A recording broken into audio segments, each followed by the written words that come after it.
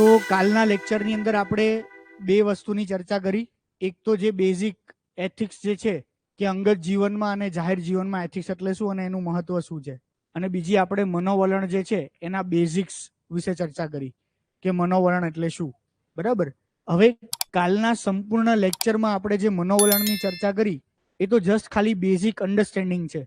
આપણે એથિક્સની અંદર જે મનોવલણની વાત કરવાના છીએ, જે મનોવલણ વિશે ભણવાના છીએ, જે મનોવલણ વિશે આપણને ક્વેશ્ચન્સ કે સવાલો આવશે, અથવા તો જે મનોવલણ વિશે કદાચ કેસ સ્ટડી આવશે, એ કાલની બેઝિક અન્ડરસ્ટેન્ડિંગના મનોવલણ વાળી વાત નથી.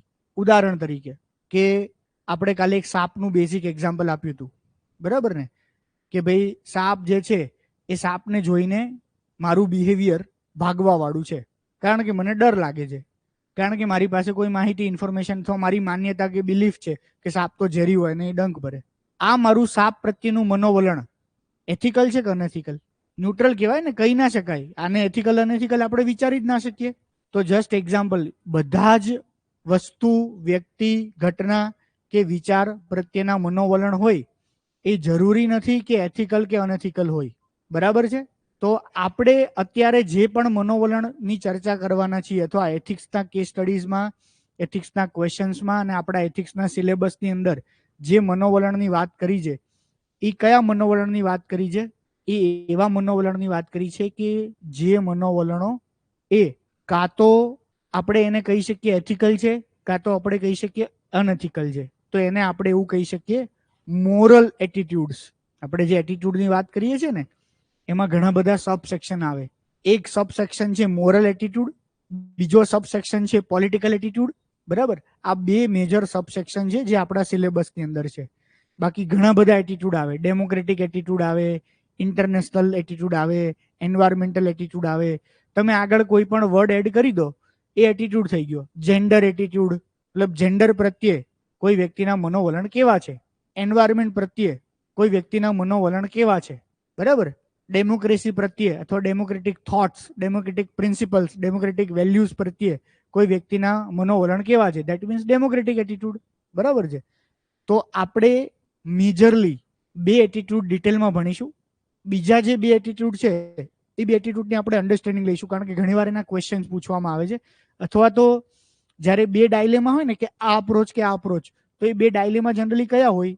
એક હોય ડેમોક્રેટિક એટીટ્યુડ અને બીજો હોય બ્યુરોક્રેટિક એટીટ્યુડ. બરાબર. ડેમોક્રેટિક એટીટ્યુડ અને બ્યુરોક્રેટિક એટીટ્યુડ, આ બંને એટીટ્યુડ ક્યારેક કોન્ફ્લિક્ટિંગ થાય છે. ધારો કે સિવિલ સર્વિસની લાઈફમાં કોઈ ડિસિઝન લેવાનો આવે ને, તો એ ડિસિઝનની અંદર ડેમોક્રેટિક એટીટ્યુડ એટલે એવું થયું કે સાદી ભાષામાં તમારી શું સમજણ છે ડેમોક્રેટિક એટીટ્યુડ વિશે? ડેમોક્રેસી એટલે લોકશાહી. સાદી અન્ડરસ્ટેન્ડિંગની ભાષામાં કેવું હોય એટલે કોઈ ઘટના કે બે ઓપ્શન હોય એમાં આપણે એવું સમજાવ્યું કે કયા ઓપ્શનની અંદર લોકશાહી છે અને કયા ઓપ્શનમાં લોકશાહી નથી. જેમાં લોકોની ઈચ્છા હોય, લોકોના હિત જળવાય, એ આપણે ઓપ્શન હોય અથવા એ ફોલો કરીએ, દેટ મીન્સ લોકશાહીને ફોલો કરી કહેવાય ને. કોઈ એક નિર્ણય લેવાનો છે, એ નિર્ણયની અંદર મોટા ભાગના લોકો શું કહે છે, મોટા ભાગના લોકોનો ઓપિનિયન શું છે. બરાબર. તો આપણે એવું કહી શકીએ કે ભાઈ એ ડેમોક્રેસીનું પાલન થયું છે. તો સેમ ઘણા કોઈ government decision, government policy making અથવા તો કોઈ ઓફિસર જે છે એ ઓફિસરની સામે જ્યારે બે ડાયલેમાં આવે કે આ કરવું કે આ કરવું, તો એ બે ડાયલેમ અંદર ક્યાંક એવું હોઈ શકે કે લોકોની જે ઈચ્છા છે એને પાલન કરવાની, પણ એ જો ડેમોક્રેટિક એટીટ્યુડ રાખે ને અથવા તો એને ફોલો કરે તો મે બી ક્યાંક રૂલ્સ, લો, કાયદો એનું પાલન ના થતું હોય. મેં આની પહેલા એકવાર એક એક્ઝામ્પલ આપ્યું હતું કે ગામના બધા જ લોકો એવું ઈચ્છે છે કે કોઈ દલિત વ્યક્તિ દ્વારા મિડ ડે મીલનું જે ખાવાનું છે એ બનાવવામાં ના આવે. જો કોઈ દલિત વ્યક્તિ મિડ ડે મીલનું ખાવાનું બનાવશે તો ગામના બધા જ લોકો, કારણ કે એ ગામ અપર કાસ્ટ મેજોરિટી વાળું હતું, બરાબર, ગામના બધા લોકો પોતાના બાળકોને સ્કૂલમાંથી ઉપાડી લેશે. બરાબર. હવે આ મેટર ફરતા ફરતા ડિસ્ટ્રિક્ટ એજ્યુકેશન ઓફિસર કે કલેક્ટર કે કોઈ પણ પાસે આવી. હવે કલેક્ટરે નિર્ણય લેવાનો છે કે ભાઈ શું કરવું જોઈએ. હવે આમાં કલેક્ટર જો ડેમોક્રેટિક એટીટ્યુડ રાખે તો, ડેમોક્રેટિક એટલે શું? લોકોને પૂછે લોકોની શું ઈચ્છા છે, લોકોનું હિત શેમાં છે. બરાબર. તો ડેમોક્રેટિક એટીટ્યુડ રાખે તો શું થાય? રૂલ્સની અગેન્સ્ટમાં જ થયું ને. આપણે બંધારણમાં ચોખ્ખું જ લખેલું છે શું? અનટચેબિલિટીનું પાલન નથી કરવાનું. એ તો કમ્પ્લીટલી આપણો રૂલ્સની અગેન્સ્ટમાં થયું, કોન્સ્ટિટ્યુશનની અગેન્સ્ટમાં થયું. બરાબર છે. તો ડેમોક્રેટિક એટીટ્યુડ એ મોસ્ટ ઓફ ધી કેસીસમાં ગવર્મેન્ટે કે સિવિલ સર્વન્ટે પાલન કરવાનું હોય છે, but not in all cases. બરાબર? એવા ઘણા બધા કેસીસ આવે જે કેસની અંદર હ્યુમન રાઇટ્સની વાત આવે. આપણે વાત કરીએ કે યુટિલિટેરિયનિઝમ, જો મેક્સિમમ લોકોનું ભલું થતું હોય, મેક્સિમમ લોકો જેનાથી ખુશ થતા હોય, એ સાચો નિર્ણય છે, પણ નોટ ઓલવેઝ એવું હોય. બરાબર છે? તો આપણે ઘણા બધા એવા વેગ એક્ઝામ્પલ આપીએ ને કે મેક્સિમમ લોકો કહે છે કે ભાઈ બધી જ મસ્જિદ તોડીને મંદિર બનાવી દો, પણ એ ઓલવેઝ પોસિબલ નથી અને રાઈટ પણ નથી. તો સેમ સિવિલ સર્વન્ટની લાઈફમાં જ્યારે કોઈ બે ડાયલેમા આવે કે ડાયલેમામાં એને શું કરવું, ત્યારે એ બે ડાયલેમામાંથી સિચ્યુએશન પર ડિપેન્ડ કરે. કોઈ કેસમાં એને લોકોનું માનવાનું હોય, લોકોની જે ઈચ્છા હોય, મેજોરિટી જે તરફ છે એ ફોલો કરવાનું હોય, તો એને જનરલી કહેવાય ડેમોક્રેટિક એટીટ્યુડ. મોટાભાગના કેસીસમાં, મોટાભાગના વ્યક્તિમાં આ ડેમોક્રેટિક એટીટ્યુડ હોય. ગાંધીજી મોસ્ટ ઓફ કેસીસમાં ડેમોક્રેટિક એટીટ્યુડને ફોલો કરતા હતા. મોટાભાગના લીડર્સ, મોટાભાગની સરકાર, મોટાભાગના ડિસિઝન મેકિંગમાં ડેમોક્રેટિક એટીટ્યુડ. પણ ઘણીવાર બ્યુરોક્રેટિક એટીટ્યુડ પણ વાપરવો પડે. બ્યુરોક્રેટિક એટીટ્યુડ એટલે શું? Vote is the rules? Rules શું કહે છે, નિયમ શું છે, એને સ્ટ્રિક્ટલી ફોલો કરાવડાવવો પડે. બરાબર? તો રૂલ્સ અને નિયમ જે હોય એને જ ફોલો કરવાનું. એ સિવાય લોકોની ઈચ્છા કે કોઈની ફેવર, કોઈના અગેન્સ્ટ એ બધું ફોલો નહીં કરવાનું. તો બ્યુરોક્રેટિક એટીટ્યુડ ક્યાં હોય? તો જ્યારે સિલેક્શન પ્રોસેસ હોય, કોઈ સિલેક્શન પ્રોસેસ હોય તો સિલેક્શન પ્રોસેસમાં તો બ્યુરોક્રેટિક રૂલ્સ, રેગ્યુલેશન, નિયમ મુજબ જ બધું ચાલવું જોઈએ. બરાબર છે? તો એમાં ન્યુટ્રાલિટી જળવાવી જોઈએ. એમાં જે પણ રૂલ્સ ક્રાઇટેરિયા પ્રમાણે જેનું એડમિશન થવું જોઈએ એ થવું જોઈએ. ઓકે? કોઈને કંઈ લાભ આપવાનો છે સરકારી યોજનાઓનો, બરાબર? તો સરકારી યોજનાઓનો લાભ આપવાનો હોય ત્યારે પણ પ્રોપર બ્યુરોક્રેટિક એટીટ્યુડ. હવે તમારી પાસે એવા ઘણા કેસીસ આવે. એક એક્ઝામ્પલ તરીકે કે તમે એક ઓફિસર છો અને તમારી હાથમાં જે પણ કોઈ પ્રધાનમંત્રી આવાસ યોજના કે મુખ્યમંત્રી આવાસ યોજના છે ને, એના લાભાર્થીઓને તમે સિલેક્શન કરી શકો છો કે ભાઈ કોને એ ઘર મળશે. અને તમારી પાસે એક મોટી ઉંમરના કાકા કાકી આવે છે. એ જે કાકા કાકી મોટી ઉંમરના છે એ બહુ એવા ઘરમાં રહી છે કે જે ઘર તૂટ્યું ફૂટ્યું છે, છત નથી, બરાબર, અને એક દિવાલ તૂટી ગઈ, કૂતરા બિલાડા અંદર આવી જાય છે દિવાલમાંથી. આવા ઘરમાં જે કાકા કાકી રહી છે, એટલે તમે તપાસ કરી, તમારા અધિકારી કીધું સાચું કે એની ઉપર પ્રોપર એનું ઘર કે છત નથી. બરાબર? એ કાકાની હિસ્ટ્રી કેવા પ્રમાણે એવી છે કે કોઈ નાના મોટા સરકારી નોકર હતા, રિટાયર થઈ ગયા છે. એ કાકાને રિટાયરમેન્ટ પેન્શન આવે છે. એ રિટાયરમેન્ટ પેન્શનનો સરવાળો કરીએ ને તો જે ઇન્કમ ક્રાઇટેરિયા છે એનાથી સેજ ઉપર જાય છે કાકા. તો ઘરના લાભાર્થી જે હોય એ લાભાર્થીની ક્રાઇટેરિયામાં નથી આવતા. અને એ ઇન્કમ તો કેવી છે? ચોખ્ખી દેખાય, વ્હાઇટ ક્લિયર કે પેન્શન ઇન્કમ છે, જેના અકાઉન્ટમાં જ આવે છે. પણ પછી તમને તપાસ કરતા ખબર પડી કે તો એનો છોકરો જે સિટીમાં રહી છે મસ્ત વહુ સાથે, બરાબર, એ છોકરો એ પેન્શન લઈ જાય છે બધું, અને એ કાકાને રાખતોય નથી, મારે જોડાય છે, જે બી કંઈ. આ બધા આખી કહાની હિસ્ટ્રી છે. ખરેખર જરૂરિયાતમંદ છે. હવે આ કેસમાં કાકા તમને રિક્વેસ્ટ કરવા આવે છે કે ભાઈ સાહેબ, જો આ મારી પરિસ્થિતિ છે, મારું ઘર આવું છે, વરસાદ આવે છે, ટાઢ તાપ, ઠંડી ગરમી છે, આ સ્થિતિમાં અમે રહીએ છીએ, એને લીધે અમે સતત બીમાર પડીએ છીએ, અમારી આવી હાલત છે, આમ છે, બધી વસ્તુ. હવે તમે શું કરો? તો આપણે પહેલા જ વાત કરી, આ બધા કેસ સ્ટડીઝ બહુ બધા હું તમને કહીશ, આપણે પ્રોપર શીખીશું, પણ આપણે એક્ઝામ્પલ લેવાની વાત કરી. આ કેસમાં આપણે ક્યાંય સિમ્પથી, એમ્પેથી, કમ્પેશન આ બધા ગુણનો ઉપયોગ કરીને લાભ ના આપવાનો હોય. સર્ટેન કેસીસ એવા હોય, સર્ટેન કેસીસમાં તમારે પ્રોપર બ્યુરોક્રેટિક એટીટ્યુડ જ રાખવો પડે. બ્યુરોક્રેટિક એટીટ્યુડ એટલે શું? રૂલ્સ, રેગ્યુલેશન, નિયમ, કાયદા, કાનૂનને જે છે એને ફોલો કરવાનું હોય. તમે સરકારે બનાવેલા ક્રાઇટેરિયા જે છે, સરકારે બનાવેલા નિયમ છે, એની બહાર જઈને કોઈને તમે લાભ ના આપી શકો, ભલે તમારે ગમે એટલો સારો ઇન્ટેન્શન હોય. સમજ્યા? તો આવા કેટલાય કેસીસ આવે. ઇન્ટરવ્યુમાં પણ જો તમને આવા કોઈ પણ કેસીસ પૂછે, બરાબર, તો તમારે લાભ ના આપવાનો હોય. અને જો લાભ આપવાવાળો સાચો ઓપ્શન હોત તો આ સવાલ જ ના બને. સવાલ જ્યારે કોઈ બન્યો હોય ધેટ મીન્સ કે તમારે આઉટ ઓફ બોક્સ વિચારવાનું હોય. તમારે નોર્મલ એ અને બી જે બે ઓપ્શન દેખાય છે એ સિવાય તમારે કોઈ મિડલ પાથ કાઢીને સી, ડી એવા 2-3 ઓપ્શન વિચારવા પડે. What is the right option, what is the best option, એ શોધવું પડે તમારે. ઓકે? તો આવા કેસીસમાં શું થાય? જસ્ટ ખાલી વાત કરું છું. તો આવા કેસીસમાં કેસ સ્ટડીઝ લખો ને તો તમારે 1, 2, 3, 4 ઓપ્શન આપવા પડે. ઓપ્શન 1 આપો, પછી એના પોઝિટિવ નેગેટિવ. ઓપ્શન આપો, બી આપો, એનું પોઝિટિવ નેગેટિવ. આવી રીતે તમારે કેસ સ્ટડીઝનો આન્સર લખવાનો હોય. જેમ કે ઓપ્શન એ એટલે કાકાને તમે એવું કહી દો કે ભાઈ કાકા, જો તમે ક્રાઇટેરિયામાં આવતા નથી, જો આ 7 રૂલ્સ છે, 7 રૂલ્સમાં તમારી આ 6ઠ્ઠા નંબરના રૂલ્સને તમે ફોલો નહીં કરતા, તમને લાભ ના મળે. બરાબર? તો ફાયદો શું કે ભાઈ તમે તમારું જે જોબ છે, ઓનેસ્ટી છે, ઇમ્પાર્શિયાલિટી છે, ન્યુટ્રાલિટી છે, એને તમે સરસ જાળવી રાખી. પણ નુકસાન શું કે કોઈ ગરીબ માણસ તમારા માટે હેલ્પ માટે આવે છે, સિમ્પથી, એમ્પેથી, કમ્પેશન આ બધા ગુણોને ફોલો ના કર્યા તો કાકાજી રજડતાજી જ હાલતમાં રહ્યા. ઓપ્શન બી, કાકાને લાભ આપી દો. બરાબર. તો ફાયદો શું? સિમ્પથી, એમ્પેથી, કમ્પેશન, બમ્પેશન, કાકા એક જે ગરીબ છે એનું ભલું કર્યું, તમારી જે ડ્યુટી છે પૂરી કરી, આ તે બધી વસ્તુ. પણ નુકસાન શું આનું? તમે જે એક રૂલ છે એને ફોલો ના કર્યા, તમે ખોટું કામ કર્યું. બરાબર. ઓપ્શન સી તો આવું આવું કરો, ફાયદો અને ગેરફાયદો. ઓપ્શન ડી આવું આવું કરો. પછી તમારે ફાઇનલ લખવાનું કે I would follow option C. Reason કે એમાં આ વસ્તુ જળવાય છે.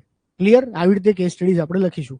પણ આ મેં તમને જસ્ટ એવો એક્ઝામ્પલ આપ્યું કે તમારે હંમેશા યાદ રાખવાનું છે કે મોસ્ટ ઓફ ધી કેસીસમાં તમારે ડેમોક્રેટિક એટીટ્યુડને ફોલો કરવાનું હોય. મને ઇન્ટરવ્યુમાં ક્વેશ્ચન પૂછ્યો હતો કે ભાઈ તમે કોઈ ડિસ્ટ્રિક્ટની અંદર હો તો એ ડિસ્ટ્રિક્ટમાં તમારી પાસે XYZ ફંડ પડ્યું છે, તમે શું કરો? તો મારો પહેલો જવાબ હતો ને સૌથી પહેલું કે એ ડિસ્ટ્રિક્ટના લોકોની શું ઈચ્છા છે. બરાબર. કારણ કે એ ડિસ્ટ્રિક્ટ એ લોકોના ભલા માટે છે, એટલે એ ફંડ એ ડિસ્ટ્રિક્ટના લોકોના ભલા માટે છે. એ ડિસ્ટ્રિક્ટના લોકો શું ઈચ્છે છે, અને જો સેમ એ લોકોની ઈચ્છા એ રૂલ્સ રેગ્યુલેશન મુજબ હશે, મારા ફાઇનાન્શિયલ પાવર મુજબ હશે અને સરકારની યોજનાઓ મુજબ હશે, તો પછી ઓબ્વિયસલી એ વસ્તુનો લાભ આપવામાં આવશે અથવા એની પાછળ ફંડ ખર્ચો કરવામાં આવશે. બરાબર છે. તો મોસ્ટ ઓફ કેસીસમાં ડેમોક્રેટિક એટીટ્યુડ. પણ મેં કીધું એ પ્રમાણે કે જ્યારે પેલી દલિતની વાત આવે, કોઈના રાઇટ્સની વાત આવે, આવી કેટલી વાત આવે, પણ લોકો ભલે ગમે એટલું ઈચ્છતા હોય પણ આપણે જોવું પડે કે ક્યાંક against the rule, against the constitution, એના પર આપણે નથી જતા ને, કોઈના હ્યુમન રાઇટ્સનું વાયોલેશન તો નથી થતું ને. બરાબર. એ બધું જોઈને આપણે ફોલો કરવાનું હોય. તો ડેમોક્રેટિક એટીટ્યુડના ફાયદા છે, ગેરફાયદા છે. સેમ બ્યુરોક્રેટિક એટીટ્યુડની પણ વાત કરીએ આપણે. બ્યુરોક્રેટિક એટીટ્યુડના મેં તમને કીધું ફાયદા છે, પણ એનું નુકસાન શું? પાલન કરવામાં, રૂલ્સનું પાલન કરવામાં નુકસાન શું? કોઈ ઓફિસર રૂલ્સનું પાલન કરે છે એને કહેવાય બ્યુરોક્રેટિક એટીટ્યુડ. બરાબર ને? કે રૂલ્સ રેગ્યુલેશનનું સ્ટ્રિક્ટ પાલન કરવામાં આવે છે. તો એમાં નુકસાન શું? નુકસાન મતલબ અનએથિકલ તો ના કહેવાય ને, ખોટું તો ના કહેવાય ને. સરકારે નિયમ બનાવે છે એનું પાલન કરાવડાવે છે. સરકારને બનાવતી વખતે જોવું પડે ને કે આમાં તો ઇનહ્યુમાનિટી છે આ રૂલ્સનું પાલન કરવામાં. એટલે ગુડ એક્ઝામ્પલ એમ. એક બેઝિક અને ક્લાસિક એક્ઝામ્પલ ખાલી પેલું કહું છું કે કોઈ એક ગવર્મેન્ટનું મંદિર જે છે એ ગવર્મેન્ટ ચલાવે છે, ખબર છે ને? જેટલા પણ નાના મોટા મંદિર હોય, અંબાજી કે આ તે, એ ગવર્મેન્ટ અપોઇન્ટી એડમિનિસ્ટ્રેટર હોય એ મંદિર ઉપર. તો એ મંદિરની અંદર કોઈ એક એડમિનિસ્ટ્રેટરને એવું થયું કે યાર આ મંદિરમાં આપણે સ્ટ્રિક્ટ વસ્તુનું પાલન કરાવડાવવું છે. તો એણે એવું નક્કી કર્યું કે ભાઈ આ મંદિરમાં જે પણ માણસ પ્રવેશે એ માણસે અહીંયા ચપ્પલ કાઢવાના, પછી જે મંદિરમાં દર્શન કરવા જઈ શકે. બરાબર. કારણ કે મંદિરની ગંદકી, ભગવાનની આસ્થા કે માન સન્માન, લોકોના જે પણ કે ઇમોશન્સ, તો બધા લોકો અંદર જતા હતા. હવે એક વ્યક્તિ જે છે એ એક વ્યક્તિને ઓલા ગાર્ડે અંદર જ ના જવા દીધો અને સખત મોટી માથાકૂટ અને ઝઘડો થયો. બરાબર. અને એ કેસ એડમિનિસ્ટ્રેટર પાસે પહોંચ્યો. હવે એ કેસ શું હતો ખબર છે? એ વ્યક્તિ ઘરેથી ચપ્પલ પહેર્યા વગર આવ્યો હતો. હવે પેલો માણસ એને અંદર જવા નતો દેતો. કેમ? ના, રૂલ્સ એવું કહે છે ચપ્પલ કાઢો પછી જ અંદર જાઓ. તો આગે તું જા, ચપ્પલ પહેરીને આય, ચપ્પલ કાઢ પછી જા. ક્લિયર? તો બ્યુરોક્રેટિક એટીટ્યુડનું નુકસાન શું? જો એને બહુ સ્ટ્રિક્ટલી પાલન કરવામાં આવે તો એક છે ને કાયદાની ભાષામાં એક બહુ સરસ ટર્મ છે, કોઈ પણ નિયમ જે છે ને એને લેટર એટલે કે વર્ડ્સમાં પાલન નહીં કરાવડાવવાનું પણ સ્પિરિટમાં પાલન. કોઈ પણ રૂલ્સને not only in letter but also we have to see the spirit. Spirit એટલે એનો હેતુ શું છે એકચ્યુઅલી? એનો હેતુ છે ચપ્પલ પહેરીને કોઈ અંદર ના જાય. હેતુ તો આ હતો ને એકચ્યુઅલી. બરાબર. પણ એને હેતુ ના જોયો, એને કડક શબ્દો વાંચ્યો કે ચપ્પલ કાઢવાના પછી અંદર જવાનું. સેમ એવી વસ્તુ મારે પોતાને થઈ હતી, તમારે બધાને થઈ હશે. ઓકે. કોવિડ ટાઈમ્સની અંદર એ લોકો અલગ અલગ ગાઈડલાઇન્સ બહાર પાડતા ને, ઘડી કામ કરતા ઘડી કામ કરતા હતા, એ બધું ચાલતું હતું. એ કોવિડ ટાઈમ્સની અંદર એવી ગાઈડલાઇન્સ હતી કે ભાઈ તમે ગાડીની અંદર બેઠા ને તોય માસ્ક પહેરવાનું. બરાબર. એટલે પહેલું તો હું એને એ લોજિક સમજાવું કે અલ્યા ટોપા, હું એકલો બેઠો છું, કોઈ નહીં ગાડીમાં. હવે હું ગાડીમાં જેવો બાર પગ મૂકીશ તરત હું પહેરી લઈશ. મેં અહીંયા દાઢીએ રાખ્યું છે, કાં તો એક કાનમાં લટકાઈને રાખ્યું છે, કાં તો આગળ રાખ્યું છે, જ્યાં રાખ્યું છે ત્યાં. પણ હું અંદર એકલો જ છું. તોય મારે એક બે જણા જોડે આવી માથાકૂટ થઈ હતી. અને આવી માથાકૂટ જ્યારે કોઈ તમે એક્ઝામ પાસ કરો ને એટલે 2-3 વર્ષ દરમિયાન બહુ થાય. બરાબર. હવે ના થાય. કેમ? હવે હું સીટ બેલ્ટ બાંધી લઉં, માસ્ક પહેરી લઉં, બાઇકમાં નથી જતો પણ જવાન થાય તો હેલ્મેટ પહેરી લઉં. બરાબર. અથવા તો કોઈ ટોલ માટે ઊભું રાખે તો આપી દઉં. રીઝન શું કામ? કોણ માથાકૂટ કરે એની જોડે એમ. કોણ સમજાવે એને? બરાબર, તું જે સમજે છે સાચો છે ભાઈ, જવા દે ને, એમ સિમ્પલ. તો એક લેવલ પછી આ પણ ત્યારે હજી આમ પેલો આપણને એટીટ્યુડ હોય ને કે ભાઈ બસ શું છે, તું કોણ છે લે, એમ કોણ છે તારો ડીએસપી, કોણ છે તારા, આ કોણ છે, એમ આપણે એવું હવા હોય જે પણ કઈ જાતની. સેમ આવી બીજી માથાકૂટ. થોડાક સમય પછી રિલેક્સ થયું ને, તો હું મારા વાઈફ બંને જતા હતા ગાડીમાં. સેમ ત્યારે આવી જ માથાકૂટ. બરાબર, હું એમ કહું કે ભાઈ અમે બે હસબન્ડ વાઈફ છીએ, અમારા બંને ગાડીમાં પહેરવાનું શું મતલબ, એમ અમે એક ઘરમાં એક રૂમમાં રહીએ છીએ કે બેડમાં સૂઈએ છીએ, એટલે તો અમારા બંને વચ્ચે કે બે જણા છો તો કે એકબીજાને પેલું ચેપ લાગે, એટલે તારે ક્યાં જોવાનું છે કે બીજાને ચેપ લાગે કે ના લાગે? તો એ કોવિડ દરમિયાન પણ જે માસ્ક વાળી વસ્તુ હતી, બરાબર છે, એનું સેમ વસ્તુ, એનું પાલન એ લોકોએ લેટરમાં કર્યું, સ્ટ્રિક્ટ વર્ડ્સ પ્રમાણે, સ્પિરિટ ના જો. આનો હેતુ શું છે? કોરોના ના ફેલાય, વાયરસ ના ફેલાય, કારણ કે કોરોના વાયરસ બહુ સિરિયસ છે, ફેલાઈ જાય આ પ્રોબ્લેમ થાય. બરાબર, તો એકચ્યુઅલી જે કારણથી ફેલાય લોજિકલી એ લોકોએ જોવાનું હોય, પણ એવું ના કર્યું. Okay, clear?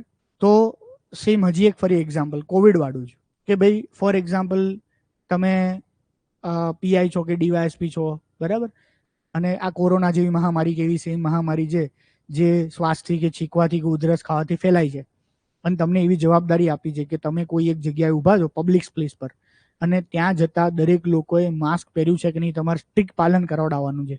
અને જેણે માસ્ક ના પહેર્યું હોય એની પાસે તમારે સ્ટ્રિક્ટલી 500 રૂપિયા દંડ લેવાનો છે. બરાબર, તમે ઊભા છો, તમે સ્ટ્રિક્ટલી જોવો છો, બધા આવતા જતા સ્ટ્રિક્ટલી માસ્ક પહેરીને જાય છે. હવે એક માણસ માસ્ક પહેર્યા વગર જાય છે અને તમે માણસને પકડી લીધો, બરાબર. હવે એક બહુ ગરીબ અને એવો માણસ છે, અને એ ખરેખર તમારી સામે રોઈને એવું કહે છે કે ભાઈ સાહેબ હું ક્યાંથી માસ્ક પહેરું, બરાબર, મારી પાસે તો પૈસા જ નથી, હું 100-200 રૂપિયા નાનીકડી નોકરી કરું છું, મારી ટોટલ સેલરી 4,000, 5,000, 6,000 છે, એમાંથી હું દરરોજ માસ્ક ક્યાંથી લાવું, જે બી કંઈ એના જે બી 5-25 કારણો હશે, બરાબર. એવું કે છે સાહેબ જો આમ ગમછો બમછો તો બાંધી લઉં છું, અથવા હું રૂમાલ બુમાલ તો બાંધી લઉં છું, બરાબર. અને કદાચ એને રૂમાલ કે ગમછો બાંધેલો છે ફોર એક્ઝામ્પલ, પણ તમારો રૂલ્સ એવું કહે છે કે ભાઈ એને માસ્ક પહેરેલું હોવું જોઈએ, જેને માસ્ક ના પહેર્યું એને તમારે દંડ કરવાનો. આ કેસમાં હવે તમે શું કરો? ઓકે, તો આ બધા જ ક્વેશ્ચન્સ તમને ઇન્ટરવ્યુમાં પણ પૂછી શકે. મેં કીધું એ પ્રમાણે કે તમને ઇન્ટરવ્યુમાં તમારી પ્રોફાઇલ જોઈને, તમારું ઇન્ટ્રોડક્શન સાંભળીને, 2 ક્વેશ્ચન્સના આન્સર સાંભળીને, બે મેમ્બર ઇન્ટરવ્યુ લઈને પાછળના 2 મેમ્બરને લાગે કે આ તો બહુ ઇન્ટેલેક્ચ્યુઅલ નહીં, કે બહુ એવરેજ વ્યક્તિ છે એમ, તો પછી કદાચ તમને ડિફિકલ્ટ ક્વેશ્ચન્સ પૂછવા માટે આ પ્રકારના સિચ્યુએશન બેઝ ક્વેશ્ચન્સ પૂછે, બરાબર છે. અને એક્ઝામની અંદર 100% આ વખતે મને એવું લાગે છે એક પોસિબિલિટી, પીઆઈની કે જીપીએસસીની એક્ઝામમાં કેસ સ્ટડી પૂછ્યો તો ખ્યાલ છે ને. હવે ફરીથી મે બી કંઈ નવું કરવું હોય તો એક કેસ સ્ટડી પૂછી શકે આ વર્ષે, તો કેસ સ્ટડી માટે આપણે થોડું પ્રિપેર્ડ રહેવાનું. યુપીએસસી જેવો લાંબો અઘરો કેસ સ્ટડી ના હોય, બહુ સિમ્પલ બેઝિક કેસ સ્ટડી હોય, પણ કેસ સ્ટડી કેવી રીતે સોલ્વ કરવું એ આપણી પાસે આઈડિયાઝ હોવા જોઈએ. તો હવે આ 2-3 સવાલો ઉપરથી તમને એટલું ખબર પડી કે એથિક્સમાં ઓલવેઝ બ્લેક એન્ડ વ્હાઇટ ના હોય, શું સાચું શું ખોટું એ ક્લિયર તમે જજમેન્ટ ના લે, કાકાને ઘર આપવું કે ના આપવું, પેલો માણસ ગમછો બાંધીને જાય છે તો એને 500 રૂપિયા દંડ કરો કે એમ જ જવા દેવો, બરાબર છે. એવા જેટલા પણ કેસ સ્ટડી છે, હસબન્ડ વાઈફમાં હસબન્ડની ચોરી કરતા પકડાઈ ગયું પેલું કરપ્શન વાળું, તમને ખબર પડી ગઈ, તો હવે એ કેસમાં શું કરવું, બરાબર. તો સિવિલ સર્વન્ટની લાઈફમાં આ તો હાઇપોથેટિકલ એક્ઝામ્પલ છે, પણ રિયલ લાઈફની અંદર પણ જ્યારે એની સામે કોઈ પણ ક્વેશ્ચન્સ આવે તો ક્વેશ્ચન્સ બ્લેક એન્ડ વ્હાઇટ ના હોય. દરેક ક્વેશ્ચન્સની અંદર 2 મૂલ્યો જે હોય એ 2 મૂલ્યોની અથડામણ થતી હોય. જજ જ્યારે કોઈ ડિસિઝન આપતા હોય, બરાબર, તેમાં પણ 2 મૂલ્યોની અથડામણ થતી હોય. મેં આસારામ કે બીજા કેટલાયના કેસ કીધા તમને. આસારામનો કેસમાં ક્લિયર છે કે એ ગુનેગાર છે, એ સાબિત થઈ ગયું, સજાએ આપી દીધી છે, બરાબર. પણ જ્યુડિશરી અંદર બીજું એક વસ્તુ છે ને કે ભાઈ કોઈ પણ ગંભીર ગુનો કર્યો એ માણસે, પણ હવે એની ફિઝિકલ કન્ડિશન જ ખરાબ છે, અને એટલી હદ સુધી ખરાબ છે કે ખરેખર એ માણસનું કિડની ફેલિયર, આ ફેલિયર, તે ફેલિયર, એવું 4-5 વસ્તુ ફેલિયર થઈ ચૂકી છે. હવે એના બેઝ પર એ બેલ માગે છે, અને એ માણસને સજા આપવાનો મતલબ જ નહીં, હવે મરવાન કગાર પર જ પડ્યો છે, એક્ઝામ્પલ તરીકે. આસારામનું તો એક્ઝામ્પલ આપ્યું, પણ સિરિયસલી એવા કોઈ વ્યક્તિનું હોય તો એ કેસમાં બેલની અરજી આવે શું કરવાનું એમ, તો એની સામે જસ્ટિસ અને કમ્પેશન, બરાબર. તો એ દયા ખાવી એ માણસ ઉપર કે પછી ન્યાયને અપોલ્ડ રાખવું એ કેસમાં. હવે ધારો કે એને દયા ખાઈને એને કરે તો પેલો વિક્ટિમ જેની જોડે ખરાબ થયું છે એનું શું, એના ફેમિલીનું શું, જે લોકોએ સહન કર્યું છે એવું. સરકારના કોઈ પણ નિર્ણય, કોઈ વ્યક્તિના કોઈ પણ નિર્ણયના કારણે એકને ફાયદો થતો બીજાને નુકસાન થતું જ હોય, સરકારના કોઈ પણ નિર્ણયથી, બરાબર. નોટબંધી કરે તો 5 ફાયદા હોય તો નોટબંધીના 10 નુકસાને હોય. સરકારે કોઈ પોલિસી ચેન્જ કરી તો સર્ટેન સેક્શનને ફાયદો થતો, પણ સર્ટેન સેક્શનને પોલિસી ચેન્જ કરવાથી નુકસાન થતું હોય, બરાબર. તો ethics A right or wrong વચ્ચેની ચોઇસ નથી, બરાબર. એથિક્સ એ 2 એવા પહેલું વચ્ચેની ચોઈસ છે કે જેની અંદર તમે કોકની સાથે તો ખોટું કરી જ રહ્યા છો, જે પણ નિર્ણય લો છો એ નિર્ણયની અંદર ક્યાંક તો ખોટું થઈ જ રહ્યું છે, કાકાને લાભ આપો છો, બરાબર, તો તમે ખરેખર એક બીજા ઘર તો 20 જ છે કે 100 જ છે, કાકાને તમે લાભ આપ્યો તો ખરેખર એક જરૂરિયાતમંદનું તો ઘર ગયું ને, બરાબર. તમે જે તમારી સર્વિસના રૂલ્સને બ્રેક કર્યો એ તો અલગ જ વાત થઈ, પણ ઇનજસ્ટિસ તો કોક સાથે તો થયો ને એટલીસ્ટ, તમે કાકાને લાભ આપ્યો તો એથિક્સની અંદર આટલું યાદ રાખવાનું. ક્લિયર? તો આપણે આ વાત કરી ડેમોક્રેટિક એટીટ્યુડ અને બ્યુરોક્રેટિક એટીટ્યુડ. બ્યુરોક્રેટિક એટીટ્યુડ એટલે શું? ગુજરાતી નોકરશાહી વલણ કે લોકશાહી વલણ. નોકરશાહી મતલબ આપણે જેને રેડ ટેપિઝમ કહીએ ને, એકચ્યુઅલી ભાષામાં રેડ ટેપિઝમ, તો આ એકચ્યુઅલ સેન્સમાં રેડ ટેપિઝમ કહેવાય. રેડ ટેપિઝમ એટલે શું કે સરકાર કોઈ પણ નિયમ જે છે એ નિયમનું સ્ટ્રિક્ટ રીતે કાયદાકીય પાલન કરાવડાવે છે, બરાબર. તો અમારી ઓફિસમાં જે એક અકાઉન્ટ ઓફિસર છે ને, એ ક્લાસ 2 લેવલનો આવે, પણ એ ખરેખર દરેક વસ્તુના આવું સ્ટ્રિક્ટ પાલન કરાવડાવે છે. હવે એનો હેતુ શું હોય? કરપ્શનનો હોય, લોકોને હેરાન કરવાનો હોય, એનું પોતાનું ઇમ્પોર્ટન્સ સાબિત કરવાનો હોય, લોકો ભાઈ બાગા પર કાંઈ એની પાસે આવે એટલે દરેક વસ્તુમાં એ સ્ટ્રિક્ટ રૂલ્સને પાલન કરે. જેમ કે એક્ઝામ્પલ તરીકે મને પણ 1-2 વાર એવું પેલું થયેલું છે ક્યાંક બીજી કોઈ ઓફિસની અંદર કે એ બધી જગ્યાએ, એમ કે એ લોકો એવું લખ્યું ને કે ભાઈ આની 4 સેટની ઝેરોક્સ જોઈએ, બરાબર. તો હવે આપણે કદાચ 3 સેટ લઈ ગયા હોય ને તો એ કમ્પલસરીલી 1 સેટ માગે. હવે 4 સેટની એકચ્યુઅલ જરૂર ના હોય. 4 સેટ તો 1-2 સેટ તો કદાચ એ લોકો ફોર્માલિટી માટે કે બેકઅપ માટે કે એના માટે રાખતા હોય, મે બી. બીજું સમય જોવાનો હોય કે આ માણસ ક્યાંક દૂરથી આવ્યો છે, બરાબર, અથવા તો આ માણસ હવે 3:30 વાગે દુકાન બંધ થવાનું અથવા ઓફિસ બંધ થવાનો ટાઈમ છે, અત્યારે 1 સેટ કાલે આપવાનું કહી દઈએ, એપ્લિકેશન સ્વીકાર લઈએ, આગળ પ્રોસેસ કરી દઈએ, કાલે એ સેટ આપી જશે. અથવા તો તાર પાસે 3 સેટ છે, બાજુમાં પ્રિન્ટર છે, તું કરી લેજે ભાઈ MTS ને કહીને, બરાબર. પછી તો આપણે એને થોડુંક ડરાઈએ, ખખડાઈએ, પછી કોઈ એના બોસ પાસે ફોન કરીએ કે તો ઓફિસમાં જઈને મળીએ એટલે કરી લે. પણ મને તરત એવું વિચારે કે સામાન્ય માણસ બિચારો 3:15 3:30 વાગે આવ્યો હોય અને એકાદ કાગળ એવું હોય જે નોન એસેન્શિયલ હોય, મે બી, ઓર એસેન્શિયલ હોય તો કદાચ એ કાલે બીજે દિવસે મળી જાય એવું હોય કાગળ, તોય શું કે અરે આ તારું આ કાગળ બાકી છે, કાલે આવજે. હવે પેલો આખો દિવસ બગાડીને પાછો કાલે આવે, નાની મોટી નોકરી જોબ કરતો હોય ત્યાં એનો પગાર કપાઈને કાલે આવે. આને કહેવાય બ્યુરોક્રેટિક એટીટ્યુડ, બરાબર. કે કમ્પ્લીટલી બ્યુરોક્રેસીમાં માને છે, રૂલ્સને પાલન કરાવડાવે છે કે ભાઈ 7 ઝેરોક્સ તો 7 જ ઝેરોક્સ, 7 કાગળ તો 7 જ કાગળ, ફોર એક્ઝામ્પલ. ઓકે, તો હંમેશા બ્યુરોક્રેટિક એટીટ્યુડ પણ સાચો નહીં. ઓકે, બ્યુરોક્રેટિક એટીટ્યુડની અંદર પણ લેટર કોઈ પણ નિયમ છે એ નિયમનું શબ્દશઃ પાલન કરવું જરૂરી નથી. એ નિયમનો હેતુ જોવાનો હોય, બરાબર. એ નિયમનો હેતુ કે એસેન્સ પૂરો થાય છે એ રીતે એ નિયમનું પાલન કરવાનું હોય જનરલી, બરાબર. તો પેલો માણસ જતો હોય અને ગમછો કે રૂમાલ બાંધ્યો છે, તો નિયમનો હેતુ શું છે કે મોઢા આગળ કંઈક હોવું જોઈએ જેના કારણે ઉધરસ, છીંક, બીક ખાય તો કદાચ વાતાવરણમાં એ જે વાયરસ છે ફેલાય નહીં. એ માણસે માસ્ક નહીં ખરીદી શકતો, મોઢા આગળ બીજું કંઈક રાખ્યું છે, પર્પસ તો પૂરો થાય છે ને એ જે નિયમ છે એનો. હવે એને પરાણે પાલન કરાવીને ક્યાં મતલબ થયો કે તું દરરોજ 5 રૂપિયાનું 10 રૂપિયાનું માસ્ક ખરીદ, અને એક સમય તો માસ્ક 20-20, 50-50 રૂપિયાના આવતા હતા એ જ માસ્ક. Okay, clear? બાકી મોસ્ટ ઓફ ધી કેસીસમાં લોકશાહી વાળું વલણ જે છે કે જેમાં maximum happiness of maximum number of people, એવો કોઈ નિર્ણય કે જે નિર્ણય કારણે વધારેમાં વધારે લોકોનું ભલું થાય છે, સારું થાય છે, એ નિર્ણય ઓલવેઝ સાચો હોય અને મોટા ભાગના કેસીસમાં એ જ વસ્તુ ફોલો કરવાની હોય. ક્લિયર?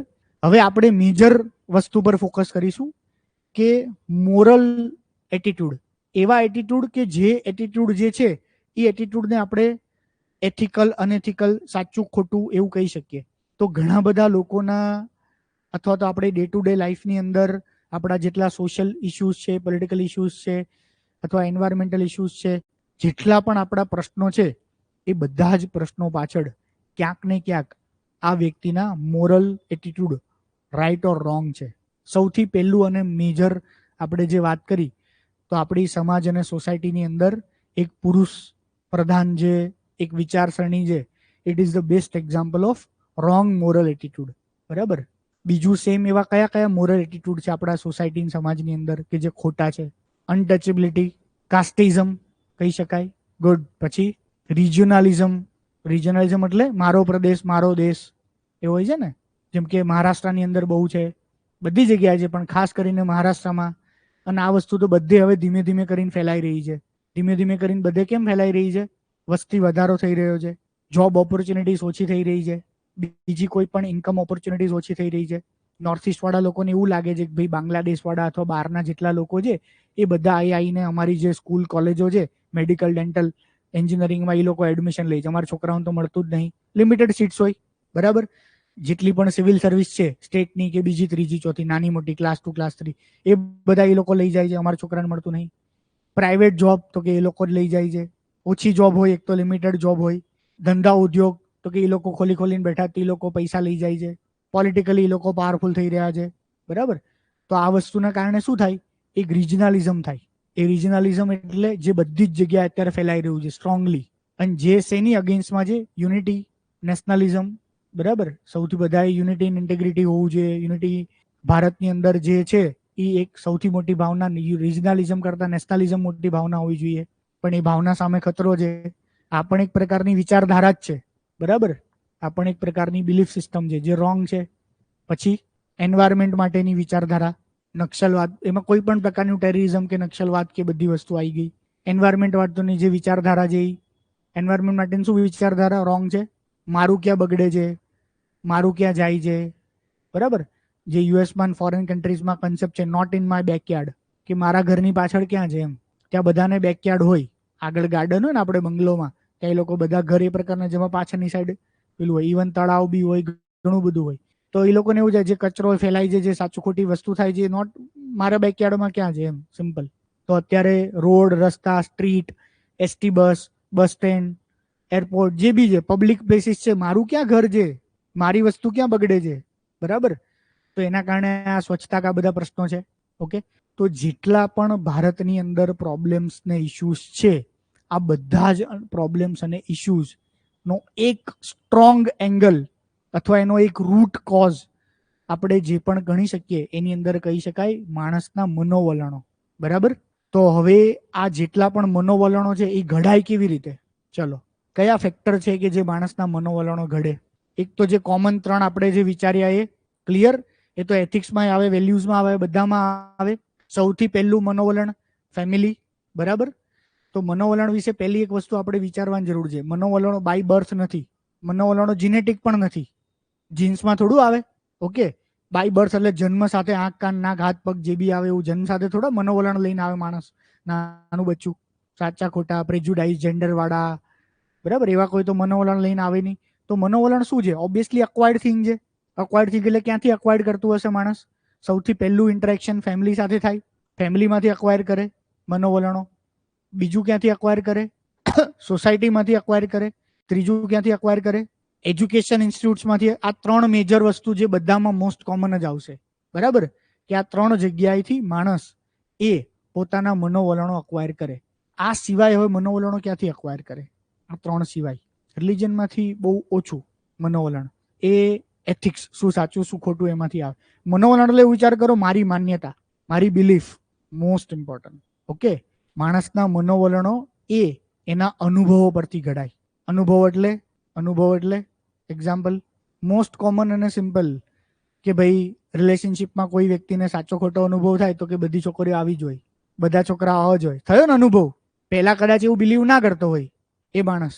બરાબર. પણ એવો કોઈ પણ અનુભવ થાય તો સેમ, પોલીસ સ્ટેશનમાં ગયો, પહેલો જ પોલીસનો અનુભવ ખરાબ થયો, કાં તો હજી 10મા 12મા નાનું સ્કૂટર બુટર સખાવા શીખ્યો છે અને ઢોલિયા રોક્યું અને ઢોલિયા એને 50-100 રૂપિયા લીધા, હેરાન કરીને છેલ્લી 20ની નોટ આણે ભેગી કરી, 20ની નોટ આણે, ત્રીજી સવારીએ 10ની નોટ માંડ 50 ભેગા કરીને આપ્યા અને પ્લાનિંગ હતો પિક્ચર જોવાનો. જે બી ગઈ. તો આવા રિપીટેડ 2-3 એક્સપિરિયન્સ થયા પોલીસના, તો પોલીસ પ્રત્યે કેવો એટીટ્યુડ થઈ જાય? બધા ખરાબ હોય. બરાબર. પણ એવું જરૂરી નથી. હાયર ઓફિશિયલ્સ કદાચ સારા હોય, લોઅર ઓફિશિયલ્સમાં ઘણા ઓફિશિયલ સારા હોય, અથવા એ જ ઓફિસરનો એક ગુણ ખરાબ છે પણ બીજા 50 ગુણ સારા હોય. આપણે જનરલાઇઝ કરી દઈએ, એક પ્રેજ્યુડાઇઝ કરી દીધું ને આપણે. ઓકે. સેમ બીજું પ્રેજ્યુડાઇઝ અનુભવો પરથી, પોતાના અથવા તો પોતાના અનુભવો કરતા બીજાના અનુભવો પરથી. કેમ? સાસુ ખરાબ હોય, લગ્ન ના થયું, છોકરીને ખબર છે, તો એને તો ક્યાં અનુભવ છે સાસુ ખરાબ હોય? તો એ ક્યાંથી આવ્યું? બીજાના અનુભવો, કાકા બાપાની છોકરી, આજુબાજુ વાળી છોકરીઓ, સોસાયટીમાં જેને મેરેજ થયા હોય એ. તો નોટ નેસેસરીલી કે આપણા અનુભવો પરથી જ આપણા મનોવલણો ઘડાય, બીજાના અનુભવો પરથી પણ આપણા મનોવલણો ઘડાય. આપણા પપ્પા કે મમ્મીના કોઈ અનુભવો હોય, એને આપણી જોડે શેર કર્યા હોય, અથવા આપણે જોયું હોય એમની સાથે બીજા કોઈ સાથે થતું વર્તન, બરાબર ને? જેમ કે પોલીસવાળા રોડ ઉપર કોકને મારતા હોય, આપણને નહીં માર્યા, કોકને મારતા હોય સપોઝ, એવું આપણે 2-3 વાર જોયું, તો આપણને ખબર પડી ગઈ કે આ તો યાર બહુ ખરાબ છે. કોઈ ગવર્મેન્ટ ઓફિસમાં આપણે નાની મોટી હેલ્પ કે હેતુ પેલા માટે ગયા હોય, હવે પેલો અધિકારી કોઈ જોડે ખરાબ વર્તન કરતો હોય, ખરાબ બોલતો હોય, કંઈ પણ વસ્તુ આપણી જોડે નથી થયું, બીજા જોડે થયું છે કંઈક વસ્તુ, કંઈક ઘટના, તો પણ આપણા મનોવલણ ઘડાય. તો મોસ્ટ ઇમ્પોર્ટન્ટ, આ બહુ જ મોસ્ટ ઇમ્પોર્ટન્ટ, કે માણસ નાનેથી જે ઓબ્ઝર્વ કરે છે ને, નાનું બાળક, અને જેમ જેમ જેમ જેમ મોટા થતા જાય છે ને, એ આખું એનું મનોવલણ ઘડાવવાનો ફેસ છે, કાં તો એના પોતાના એક્સપિરિયન્સીસ પરથી અને કાં તો બીજાના એક્સપિરિયન્સીસ પરથી, બરાબર? એટલા માટે જે પણ બાળકનો ચાઇલ્ડહુડ વાળો ફેઝ છે ને, એ ચાઇલ્ડહુડ વાળો ફેઝ જ મોસ્ટ ઇમ્પોર્ટન્ટ છે, કે એ બાળકના મનોવલણો સેટ કરવા જોઈએ. કેવી રીતે મનોવલણો સેટ થાય? જેમ કે જે સ્કૂલની અંદર અથવા જે ઘરની અંદર કોઈ બાળક ભૂલ કરતું હોય અને એને ટીચરે માર્યું હોય ને, બરાબર, તો આગળ જતા જતા એ જ્યારે ટીચર બનશે, એ જ્યારે બોસ બનશે, એ જ્યારે પિતા બનશે, તો એને એવું જ ખબર પડે કે મારીને જ સુધરે માણસ, સમજાવટથી ના સુધરે. કારણ કે એના મનોવલણો એવી રીતે સેટ થઈ ગયા અને ઘડાઈ ગયા છે, એને ખબર પડી ગઈ છે કે ભાઈ આ એક જ રસ્તો છે સુધરવાનો.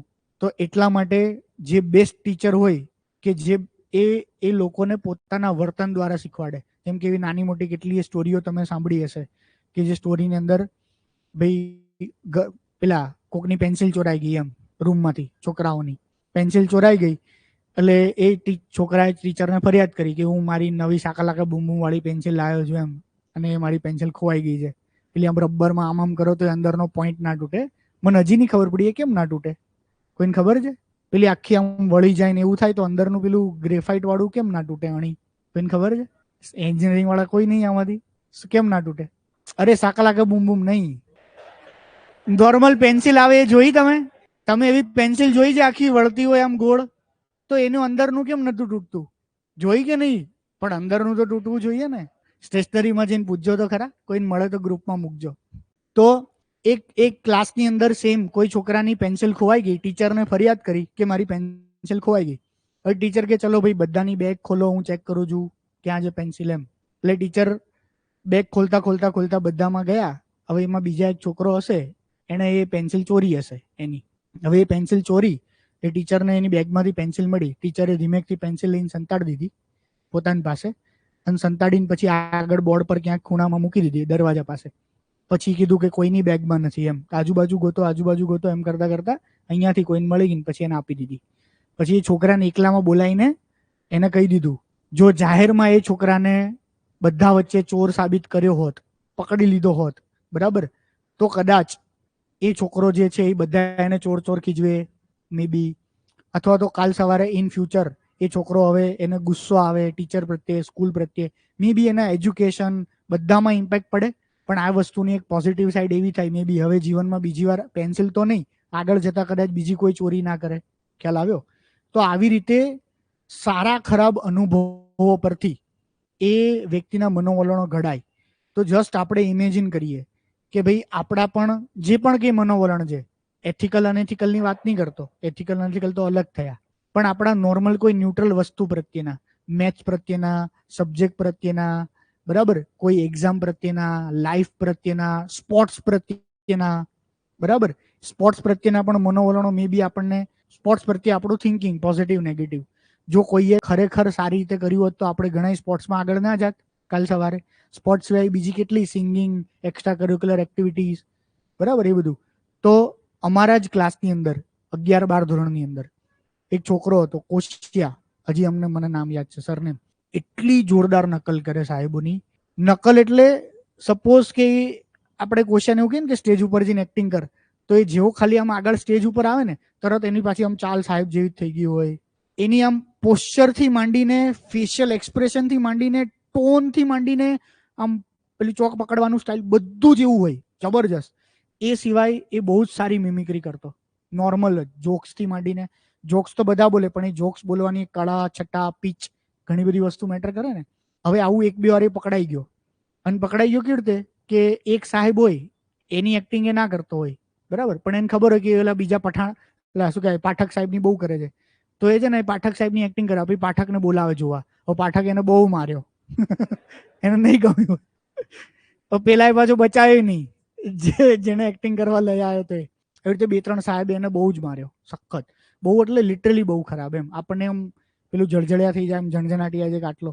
એના વસ્તુ પરથી એકચ્યુઅલી એવું થયું કે એને ડિસ્કરેજ કરવામાં આવ્યો, ડીમોટિવેટ થયો અલ્ટિમેટલી.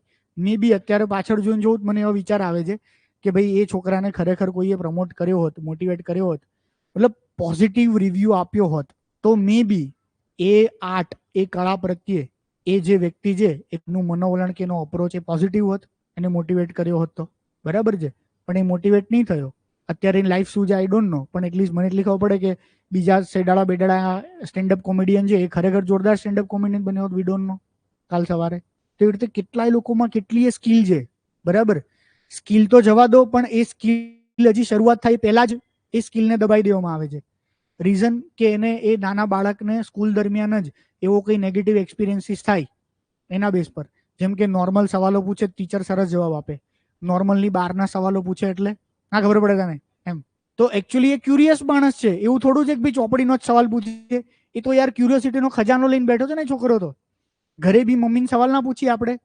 બરાબર, હું નાનો હતો ને ત્યારે હું બહુ જ સવાલો પૂછતો, બહુ જ એટલે લિટરલી. એક્ઝામ્પલ 2-3 આપું એમ કે થોડોક મોટો છે એટલે ભગવાનનું તો કે જ ને, ખોડિયાર માતા છે, શંકર ભગવાન છે, આ ભગવાન છે, તે ભગવાન. તો મને કાનુડાની બહુ સ્ટોરીઓ કરે એમ. તો કે એ વિષ્ણુ ભગવાનનો અવતાર છે એવું બધું એમ, અથવા બ્રહ્માજી. તો મને આખી સ્ટોરી કરે. તો કે બ્રહ્માજી ક્યાંથી આયા? તો કે વિષ્ણુ ભગવાનની નાભીમાંથી એક કમળ ખીલ્યું ત્યાંથી આયા. ખબર છે ને આવી સ્ટોરી છે? વિષ્ણુ ભગવાન નાભીમાંથી કમળ ખીલ્યું એમાંથી બ્રહ્માજી આયા. હું કહું તો વિષ્ણુ ભગવાન ક્યાંથી આયા? તો કે શંકર ભગવાન માંથી આયા. મેં કીધું શંકર ભગવાન ક્યાંથી આયા? તો મને કે શંકર ભગવાન તો કે સ્વયંભૂ પેદા થયા છે. મેં કીધું સ્વયંભૂ ક્યાંથી પેદા થયા? તો કે સ્વયંભૂ એમ જ કે આ પૃથ્વીને એવું કશું નતું ને શંકર ભગવાન સ્વયંભૂ પેદા થયા. એને વિષ્ણુ ભગવાનને બનાવ્યા, એને બ્રહ્માજીને બનાવ્યા, બ્રહ્માજીએ પૃથ્વીને બધું બનાવ્યું એમ. તો મેં કીધું જો સ્વયંભૂ શંકરને જ પેદા થવાનું હતું તો હું કેમ ના થયો? કોઈ હતું જ નહીં. આપણે કોઈ જીવ બીવ કશું છે તો એ જ વ્યક્તિ, એ જ જીવ, એ જ આત્મા, એ જ કેમ પેદા થયા? મતલબ આવી 1000 વસ્તુની ક્યુરિયોસિટી એમ. તો મમ્મી એમ કે ભાઈ આ માતાજીનું આ વાહન. તો મને સવાલ જ થાય કે એવું નક્કી કેવી રીતે કર્યું આ લોકોએ ભેગા થઈને કે કુકડો મારું વાહન, આ મારું વાહન, આ મારું વાહન એમ.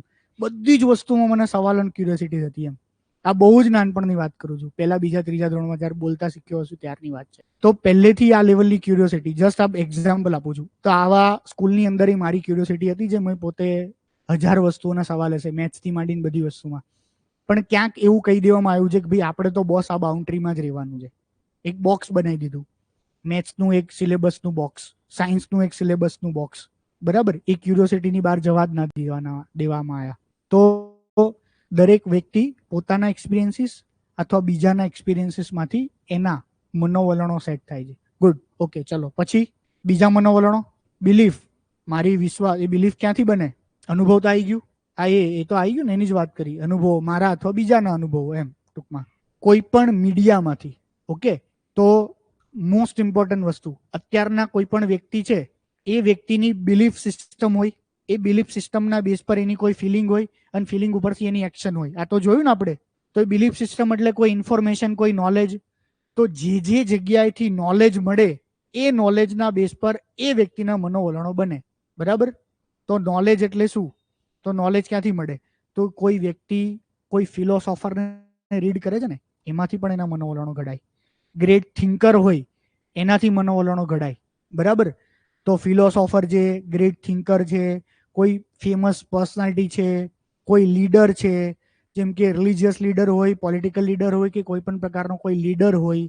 બરાબર, આ બધાને વાંચવાથી, આ બધાની સ્પીચ સાંભળવાથી, આ બધાને જાણવાથી, આ બધાના સંપર્કમાં આવવાથી કોઈ પણ વ્યક્તિ પાસે કોઈ ઇન્ફોર્મેશન, એક બિલીફ સિસ્ટમ આવે છે. અને ઇન્ફોર્મેશન ને બિલીફ સિસ્ટમ પરથી એના મનોવલણો ઘડાય છે. જેમ કે આપણા મમ્મી પપ્પા માટે સાચું ખોટું આ બધું શું હોય છે? એક તો એ મોટા થયા જે સિસ્ટમમાં, એના મમ્મી પપ્પાએ જે શીખવાડ્યું, એના કલ્ચરમાંથી શીખવાડ્યું.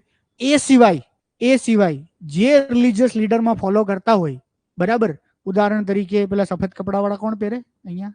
બ્રહ્માકુમારી વાળા. પછી હજી બીજા એક સફેદ કપડા પહેરે અહીંયા, અડાલજ છે, દાદા ભગવાન. એક્ઝામ્પલ. તો બ્રહ્માકુમારીના જે પણ રિલિજિયસ લીડરે કીધું છે એ એના ફોલોઅર્સની બિલીફ સિસ્ટમ થઈ. એ બિલીફ સિસ્ટમ એના બેઝ પર એક્શન હોય. બરાબર, બ્રહ્માકુમારીમાંથી એ લોકો એવું કહી દેવામાં આવ્યું કે ભાઈ હવે બ્રહ્માકુમારી એવું કહ્યું, ખબર છે ને, ઘડિયાળ છે 24 કલાક, હવે 5 મિનિટ જ દુનિયાની બાકી રહી? કોણ બ્રહ્માકુમારીમાં થોડું ઘણું જાણે છે? ખબર છે? 5 મિનિટ વાળું સમજાવો તો શું છે? હા, એટલે in short A religious leader તો મારા એક ફ્રેન્ડના મમ્મી જે સ્ટ્રોંગલી બિલીવ કરવા મળ્યા, સખત સ્ટ્રોંગલી. તો એની મમ્મીનું સિમ્પલ એવું માનવું છે કે થોડાક સમયની અંદર આ પૃથ્વીનો અંત આવવાનો છે. કારણ કે એમણે કીધું, એ એમની બિલીફ સિસ્ટમ છે, એના બેઝ પર પછી હવે એની ફિલિંગ, લાગણી, એના બધા એક્શન ને કાર્યો એવા જ છે. તો જે લીડર, જે પર્સનાલિટી, જે વસ્તુ, એના બેઝ પર એક બિલીફ સિસ્ટમ એમની બને છે. તો આ એક બિલીફ સિસ્ટમ થઈ, બરાબર છે. તો આ એક સોર્સ થયો. અહીંયા રિલિજનનો એક પાર્ટ આવે, તમે જે બોલ્યા એ, બરાબર છે.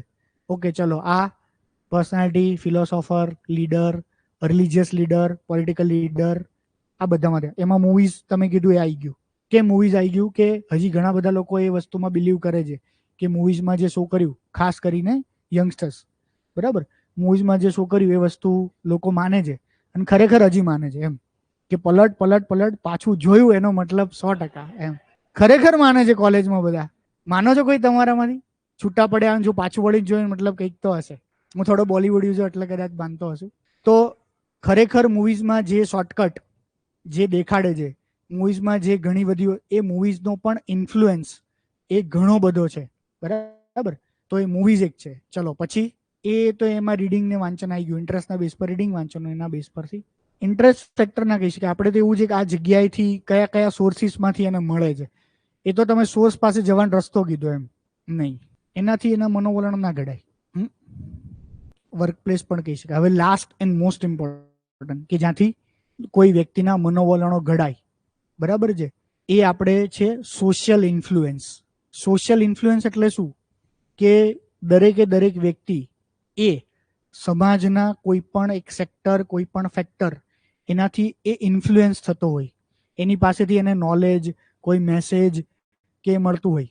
ઉદાહરણ તરીકે સ્કૂલ કોલેજમાં હોય તો સોશિયલ ઇન્ફ્લુઅન્સ એટલે પિયર ગ્રુપ, ફ્રેન્ડ્સના ઇન્ફ્લુઅન્સમાં રહીને કોઈની વિચારધારા બનતી હોય, એના બેઝ પર લાગણી, ફિલિંગ હોય, અને એના બેઝ પર એનું કાર્ય કેવું હોય, બરાબર.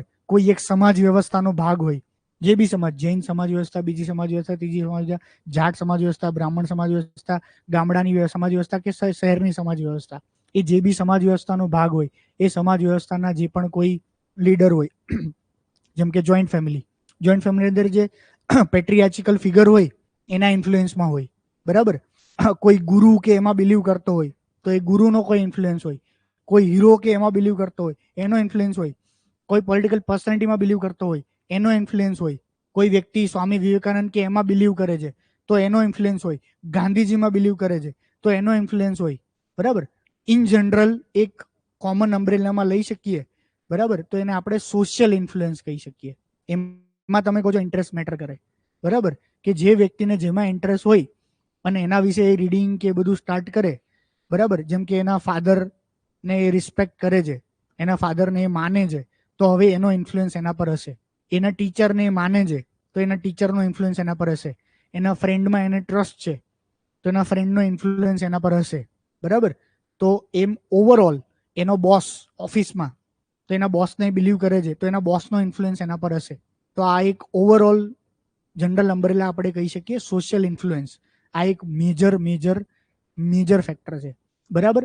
તો આપણે આ જનરલ વાત કરી કે આને એટીટ્યુડ કહેવાય, આ મનોવલણ છે, એ મનોવલણ આવી રીતે ઘડાય. અને લાસ્ટ નોટ ધ લીસ્ટ, જે અત્યારે કરંટ ક્યાંય બુક્સમાં ક્યાંય નહીં લખ્યું હોય, બરાબર, સોશિયલ મીડિયા. ઓકે, સોશિયલ મીડિયાનો એક બહુ જ મોટો ઇન્ફ્લુઅન્સ હોય છે કોઈ પણ વ્યક્તિ પર, કોઈ પણ વ્યક્તિના મનોવલણો ઘડાવવા પર, બરાબર છે. એમાં ન્યૂઝપેપર પણ આવી ગયું. ન્યૂઝપેપર કેવું ઇમ્પેક્ટ કરે કે ભાઈ સતત ન્યૂઝપેપરમાં કોઈ ખબર આવતી હોય કોઈ પ્રકારની, અને જનરલી રિપીટ જ થતી હોય, તો લોકો એ બિલીવ કરવા લાગે. જેમ કે ન્યૂઝપેપરમાં પેલું ન્યૂઝ આવે છે કે ભાઈ હિન્દુ છોકરીઓ મુસ્લિમ છોકરા જો લગ્ન કરીને પછી અંતે એને મારી નાખી, ના કર્યું, ખબર છે ને, એવા બે ચાર. તો હવે એ માણસના એક મનોવલણ ઘડાઈ જાય. શું?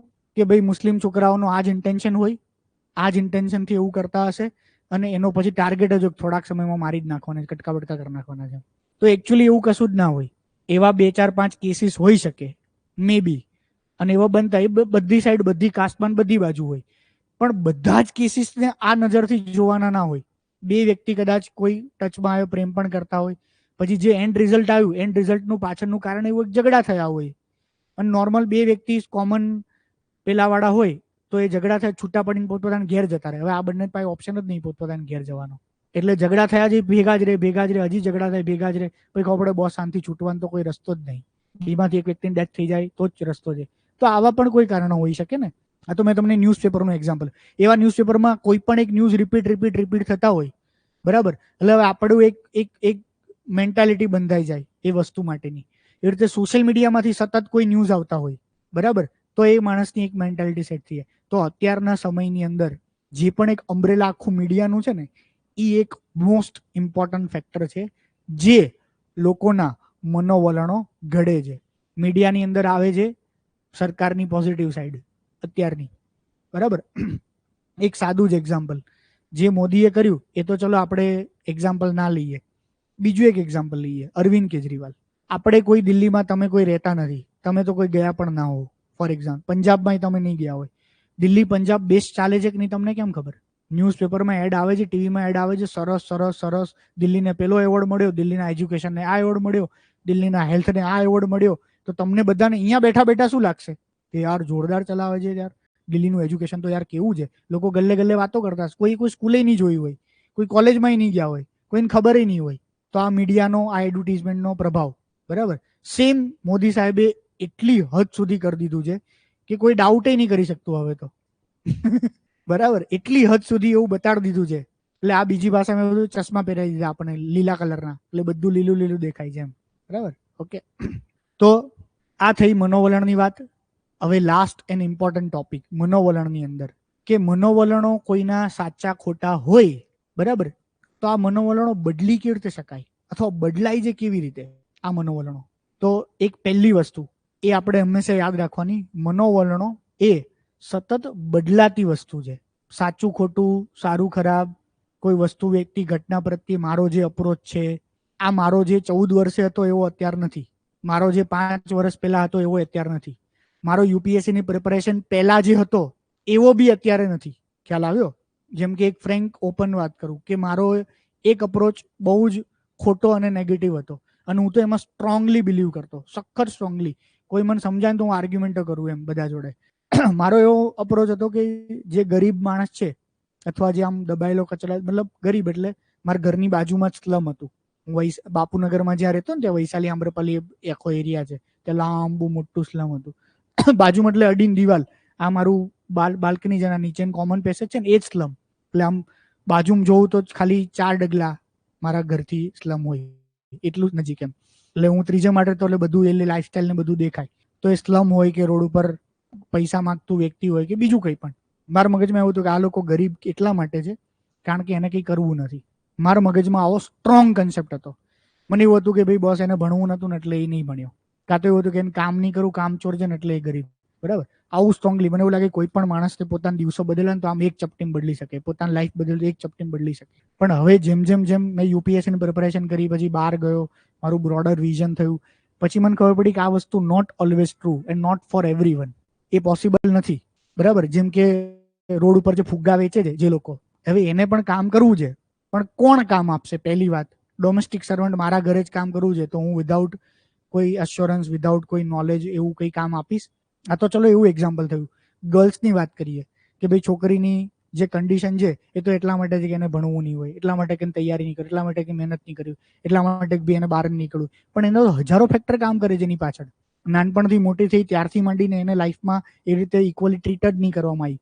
એટલે એનું મનોવલણ ને મેન્ટાલિટી, એનો સ્વભાવ એ પ્રમાણે બન્યો જ છે. હવે આપણે એક મોમેન્ટે આપણે એની પાસેથી કોઈ ડેરિંગ નહીં કે કોઈ આઉટ ઓફ બોક્સની આઈડિયા રાખીએ, એક્સપેક્ટેશન રાખીએ તો ના કરી શકે, બરાબર. તો આ વસ્તુ મેટર કાસ્ટ સિસ્ટમમાં લાગુ પડે છે. કાસ્ટ સિસ્ટમ આપણે એવું કહીએ કે ભાઈ કાસ્ટ સિસ્ટમ શું કામ છે, આપણને 90% મળે, એને શું કામ 60% એડમિશન મળે, બરાબર. તો કાસ્ટ સિસ્ટમ એટલા માટે કીધું છે કે ભાઈ વર્ષોથી, હજારો વર્ષોથી એક સર્ટેન સેક્શન જે છે એ સર્ટેન સેક્શનને દબાવવામાં આવ્યો છે. એના રાઇટ્સ, અધિકારો આપવામાં નથી આવ્યા, ઇક્વલ ઓપોર્ચ્યુનિટી નથી આપવામાં આવી, એમની પાસે ચોઇસીસ નથી આપવામાં આવ્યા, એજ્યુકેશનથી માંડીને, લેન્ડથી માંડીને, પ્રોપર્ટીથી માંડીને કોઈ રાઇટ્સ જ નથી આપવામાં આવ્યા એક સર્ટેન સેક્શનને. હવે એ સેક્શનને કદાચ અપલિફ્ટ કરવો હોય તો એને હવે સ્પેશિયલ ટ્રીટમેન્ટ, પ્રેફરન્શિયલ ટ્રીટમેન્ટ આપવી પડે, બરાબર.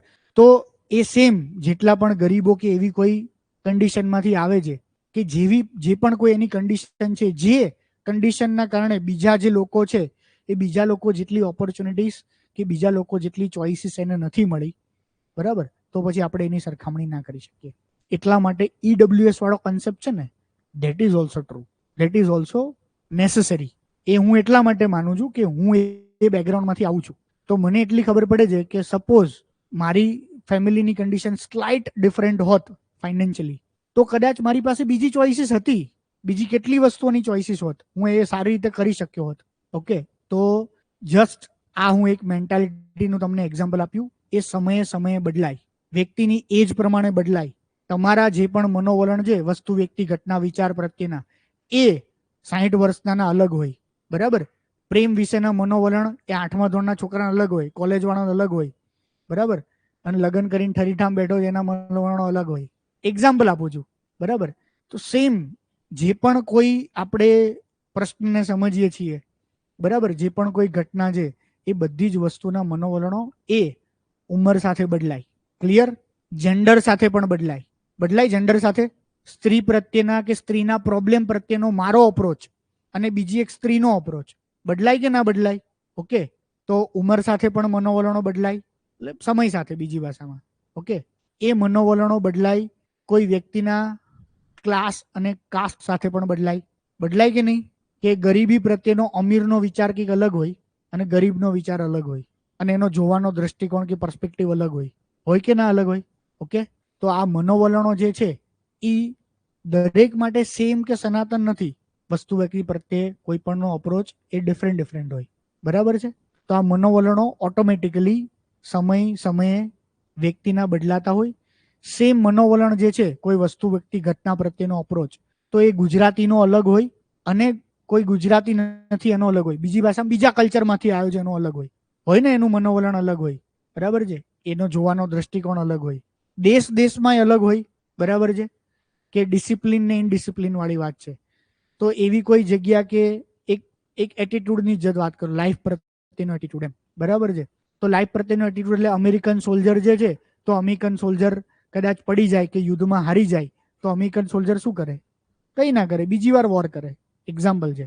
પણ જેપનીઝ સમુરાઈ યોદ્ધા જે છે, એ સમુરાઈ યોદ્ધા જે એકવાર યુદ્ધમાં હારી જાય તે સુસાઇડ કરી લે, કારણ કે એના મનોવલણો એ પ્રમાણે છે કે હવે એકવાર જો આપણે હારી ગયા તો એ કલ્ચર, દેશ, વ્યક્તિ, સમય, ઉંમર, જેન્ડર, આ બધા જ પ્રમાણે મનોવલણો ચેન્જ થતા હોય.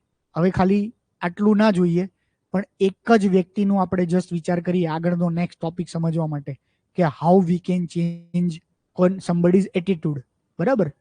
તો કોઈનો એટીટ્યુડ કેવી રીતે બદલી શકાય? તો કોઈનો એટીટ્યુડ બદલવા માટેની આખી જે પ્રોસેસ છે એને કહેવાય સમજાવટ. એને કહેવાય સમજાવટ, અને આપણા ટોપિકની ભાષામાં પરસ્યુએશન, બરાબર. તો જો CAB થિયરી આપણે જે જોઈ છે, એ CAB થિયરીને ઊંધી કરીએ તો જ થઈ જાય ને. મારું બિહેવિયર કે મારું એક્શન કે એ ચેન્જ કરવું છે, તો આપણે રિવર્સ જઈએ, મારી પાસેનું ઇન્ફોર્મેશન કે મારું નોલેજ કે મારી બિલીફ આ બદલીએ, તો હવે એના પ્રત્યેની મારી ફિલિંગ જે પોઝિટિવ નેગેટિવ એ બદલાય, બરાબર. અને એના બેઝ ઉપર મારું બિહેવિયર બદલાય. જેમ કે કોઈ પણ સાપને જોઈને હું તરત ગભરાઈ જવું, ભાગી જવું, દોડમ-દોડ કરું, પેનિક થવું, ચિલ્લમ-ચિલ્લી મચાઈ દઉં, એવું મારું બિહેવિયર છે. પણ મારી પાસે એક નોલેજ આપવામાં આવે કે ભાઈ જો બધા સાપ ઝેરી ના હોય, જે 4 પ્રકારની એવી પ્રજાતિ છે કે જે પાણીવાળી છે એ સૌથી મોસ્ટ ઝેરી હોય. જમીન ઉપર આવા પ્રકારનો સાપ હોય, આ હોય, એ સાપ ઝેરી હોય, આ બધા સાપ ઝેરી ના હોય, જે બી કંઈ, બરાબર. એ પ્રોપર મારી પાસે એક નોલેજ સિસ્ટમ આપવામાં આવે. એટ ધી સેમ ટાઈમ કદાચ મને એનો ડેમો બતાવવામાં આવે કે કોઈ સાપ કોઈને કવડે છે, જો એને કશું નહીં થતું, આ પ્રકારનો સાપ છે, આ પ્રકારનો સાપ છે, તો કદાચ જે પણ કોઈ મારો ફિયર કે ડર છે થોડો ઓછો થશે. હવે જે મારું બિહેવિયર છે એ થોડું ચેન્જ થશે અને બદલાશે કે નહીં? બરાબર છે. તો આપણે જે વ્યક્તિ પાસે જે પણ કોઈ પ્રકારની ઇન્ફોર્મેશન છે, જે પણ કોઈ પ્રકારનું નોલેજ છે, એની જે એક બિલીફ સિસ્ટમ છે, બરાબર, એ બિલીફ સિસ્ટમને જો આપણે ચેન્જ કરીએ તો એ વ્યક્તિના મનોવલણો ઓટોમેટિક બદલાઈ જાય. એટલા માટે સરકારે જે સ્વચ્છ ભારત અભિયાન કર્યું છે, એ સ્વચ્છ ભારત અભિયાન એટલે કે રૂરલ અને અર્બન બંનેનું અલગ અલગ કર્યું. કારણ કે રૂરલ અને અર્બનમાં બંને જગ્યાએ પ્રોબ્લેમ્સ અલગ અલગ હતા અને પ્રોબ્લેમ્સ પાછળનું રૂટ કોઝ પણ અલગ અલગ હતું. ઓકે, અર્બન એરિયાની અંદર જે ગંદકી હતી ને, અર્બન એરિયામાં ગંદકી એટલે લોકો કંઈક ખાઈ પીને રોડ ઉપર નાખી દેતા હતા વસ્તુઓ, બરાબર. અર્બન એરિયામાં એમાં ઘર આવી ગયું, રોડ આવી ગયા, પબ્લિક પ્લેસીસ આવી ગયા, આ બધા ગંદા હતા. ઘરની બાજુમાં એક એરિયા હોય નાનકડો ખૂણો, દિવાલ, એ ગંદી હતી, બરાબર. ત્યાં બધા કચરો નાખતા હતા. આ બધા અર્બન એરિયાના પ્રોબ્લેમ, ખાસ કરીને સોલિડ વેસ્ટ વાળા પ્રોબ્લેમ્સ, બરાબર. રૂરલ એરિયાની અંદર આવા સોલિડ વેસ્ટ વાળા જનરલી પ્રોબ્લેમ્સ નહોતા. રૂરલ એરિયા અંદર ઓપન ડિફિકેશન એ મોટો પ્રોબ્લેમ હતો ને. હવે આ બંને પ્રોબ્લેમ્સ પાછળના રૂટ કોઝ શું હતો? અર્બન એરિયાની અંદર જે પ્રોબ્લેમ્સ હતો એનો રૂટ કોઝ એવો હતો લોકોની મેન્ટાલિટી, એ કે સફાઈનું કામ એ તો નાનું કામ છે, નીચું કામ છે, તુચ્છ કામ છે. અને સફાઈનું કામ એ તો ભાઈ લોઅર કાસ્ટ વાળાનું, સફાઈ કામદારોનું જે આનું કામ છે.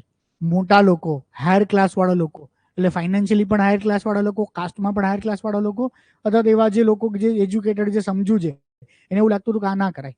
આપણને પણ એવું લાગે ઇવન કે ભાઈ આપણે રોડ ઉપર ક્યાંય કોઈ વસ્તુ ફેંકતા નથી જનરલી, પણ જસ્ટ ઇમેજિન કરો કે આપણાથી કોઈ વસ્તુ પડી જાય તો વાંકા વળીને એને પાછું સફાઈ કરવામાં આપણે કરીએ છીએ? નહીં કરતા હોઈએ, સમજ્યા? આપણને એવું કહેવામાં આવે કે અહીંયા જ નીચે આ જ કોમ્પ્લેક્સમાં આ બધું ગંદુ છે, હાલો સાફ કરી નાખીએ. કેટલા લોકો સાફ કરવા આવશે નીચે વાળું ગંદુ?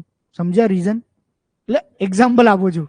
રીઝન એ કન્સેપ્ટ હતો કે આ જે કામ છે સફાઈનું કામ, એ કામ એ નાનું કામ છે, નીચું કામ છે, મે બી શરમજનક કામ છે, જે બી કાંઈ લોકોને શરમ આવતી હતી. તો એ દૂર કરવા માટે મોદી સાહેબે પોતે એક દિવસ ઝાડુ લઈને નીકળ્યા ને. જો દેશનો પ્રધાનમંત્રી સાફ કરી શકે કીડા કચરા વચ્ચે જઈને, તો એક મેસેજ ગયો કે આ ખરાબ કામ નથી. હવે માણસ જ્યારે બીચ ઉપર જાય ત્યારે ખબર છે બધું આમ સાફ કરીને આમ લઈ જાય, પરસો બરસો વળી ગયો અને ફોટા નીકળે છે, ખબર છે? ઓકે. હવે એ પાછા નોમિનેટ કરે 9 જણાને.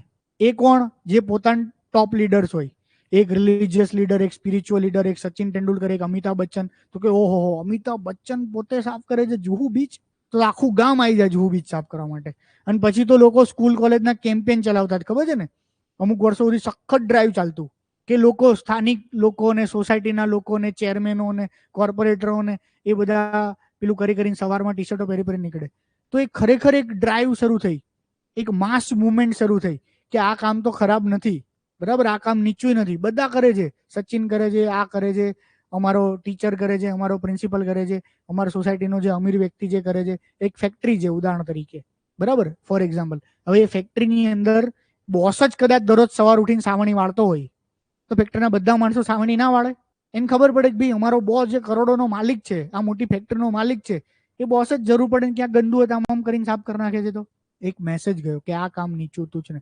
તો એ લોકો એ મેન્ટાલિટી જે છે ને એને ટાર્ગેટ કરી, મેસેજ આપીને, ઇન્ફોર્મેશન આપીને, લોકોની લાગણીને ફિલિંગ છે ને એના પ્રત્યેની, સ્વચ્છતા પ્રત્યેની, સ્વચ્છતાના કાર્ય પ્રત્યેની, એ ચેન્જ કરી અર્બન એરિયા માટે. હવે રૂરલ એરિયામાં શું પ્રોબ્લેમ? રૂરલ એરિયામાં આવું તો કઈ હતું નહીં, લોકો આમ ના વાળે. ગામડાવાળા લોકો જનરલી આ મેન્ટાલિટી તો હતી નહીં ને, કે સ્વચ્છતાને નીચું કામ કરતા હતા ગામડાવાળા લોકો, બરાબર. તો ગામડાવાળા લોકો સેમ અપ્રોચ ના ચાલે, બરાબર. તો પછી ગામડાની અંદર કયો અપ્રોચ ચાલુ કર્યો? તો ગામડા અંદર હતો ઓપન ડેફિકેશનનો પ્રોબ્લેમ. તો ઓપન ડેફિકેશનના પ્રોબ્લેમમાં બે પ્રોબ્લેમ હતા. એક તો એજેડ જે લોકો છે ને, મોટી ઉંમરવાળા, એની એક મેન્ટાલિટી હતી આ જાજરૂ પ્રત્યેની કે આ તો ગંદુ છે, ઘરમાં તો ભગવાન હોય, મંદિર હોય, ફોટા હોય, ભગવાનનો વાસ હોય, અને ત્યાં જે ગંદી વસ્તુ છે ઘરમાં તો થોડી હોય કે ભાઈ એ તો બહાર ને દૂર જઈને કરવાનું હોય. બીજું એક હતું કે મહિલાઓ જે છે ને એને પણ એક્સેપ્ટ કર્યું હતું આ વસ્તુ સેમ, કે ભાઈ આપણે તો આ જાજરૂ બહાર જઈ શકાય, દૂર જઈ શકાય, અને દૂર જ જવાનું હોય. રીઝન તો સરકારે પેલા કેમ્પેનની અંદર ચલાવ્યું કે આ તો તમારો ડિગ્નિટીનો પ્રશ્ન છે, આ તો તમારા સ્વમાન કે સ્વાભિમાન કે તમારો ઇજ્જતનો સવાલ છે. અને મહિલાને કીધું, એના હસબન્ડને કીધું, ને એના સાસુ સસરાને કીધું કે તમારો મહિલાનું મોઢું તમે જોતા નહીં, ઘૂંઘટો તાણો છો, બરાબર. તો જાજરૂ જવા માટે પોતાની ઇજ્જત એવી રીતે ખોલીને બેસે છે ત્યાં, for example. That is a wrong thing. તમે ખાલી ઘૂંઘટો ઊંચું કરવાનું મંજૂર નથી તમને, તો બીજી વસ્તુ તમે કેમ એક્સેપ્ટ કરો? કેમ એ જગ્યાએ ગામના 4-14 નીકળતી હોય છે, ફરતી હોય છે, છેડતી થાય, બીજી સાચી ખોટી ઘટનાઓ બને છે જ્યારે એ બહાર જાય ત્યારે. દિવસના ટાઈમે ના જઈ શકે, એટલે અર્લી મોર્નિંગ 4-5 વાગે જાય તો 4-5 વાગે સાચી ખોટી ઘટનાઓ બને એની સાથે, સાચા ખોટા બનાવો બને એની સાથે, છેડતી કે આ બીજી બધી ઘટનાઓ બને. તો એ વિમેનને પણ સમજાવ્યું કે આ તો તમારી ડિગ્નિટીનો પ્રશ્ન છે. બીજું એ લોકોને બીજી રીતે સમજાવ્યું, તમારા ઘરના બાળકો છે એને જ તમે બધા પ્રેમ કરો છો ને, તો કે તમારા બાળકો કાલ સવારે બીમાર પડે એનું કારણ શું છે?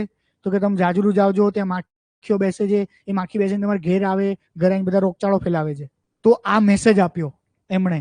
એડવર્ટિઝમેન્ટ જો મેસેજ શું આપ્યો છે તમે જુઓ. રૂરલ એરિયા અને અર્બન એરિયામાં અલગ અલગ મેસેજ હતો. રીઝન કે બંને જગ્યાના પ્રોબ્લેમ્સ ડિફરન્ટ હતા. બરાબર. બંને જગ્યાના જે પણ કોઈ રૂટ કોઝ હોય, લોકોની મેન્ટાલિટી હોય, એ મેન્ટાલિટી ચેન્જ કરવી પડે. હવે એ મેન્ટાલિટી ચેન્જ કેવી રીતે થાય? તો મેન્ટાલિટી ચેન્જ 3 રીતે થાય. બરાબર. એ 3 રીત કઈ?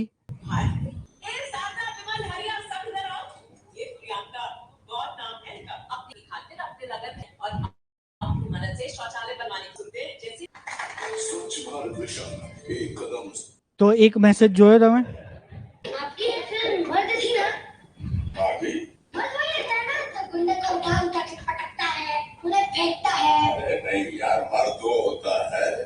जो परिवार की रक्षा कर सके, उन्हें सुरक्षित रख सके, वो मर्द हो. अच्छा, सुरक्षित रख सके. वो हम ऐसे नोट डाले के खुले में शौच करे.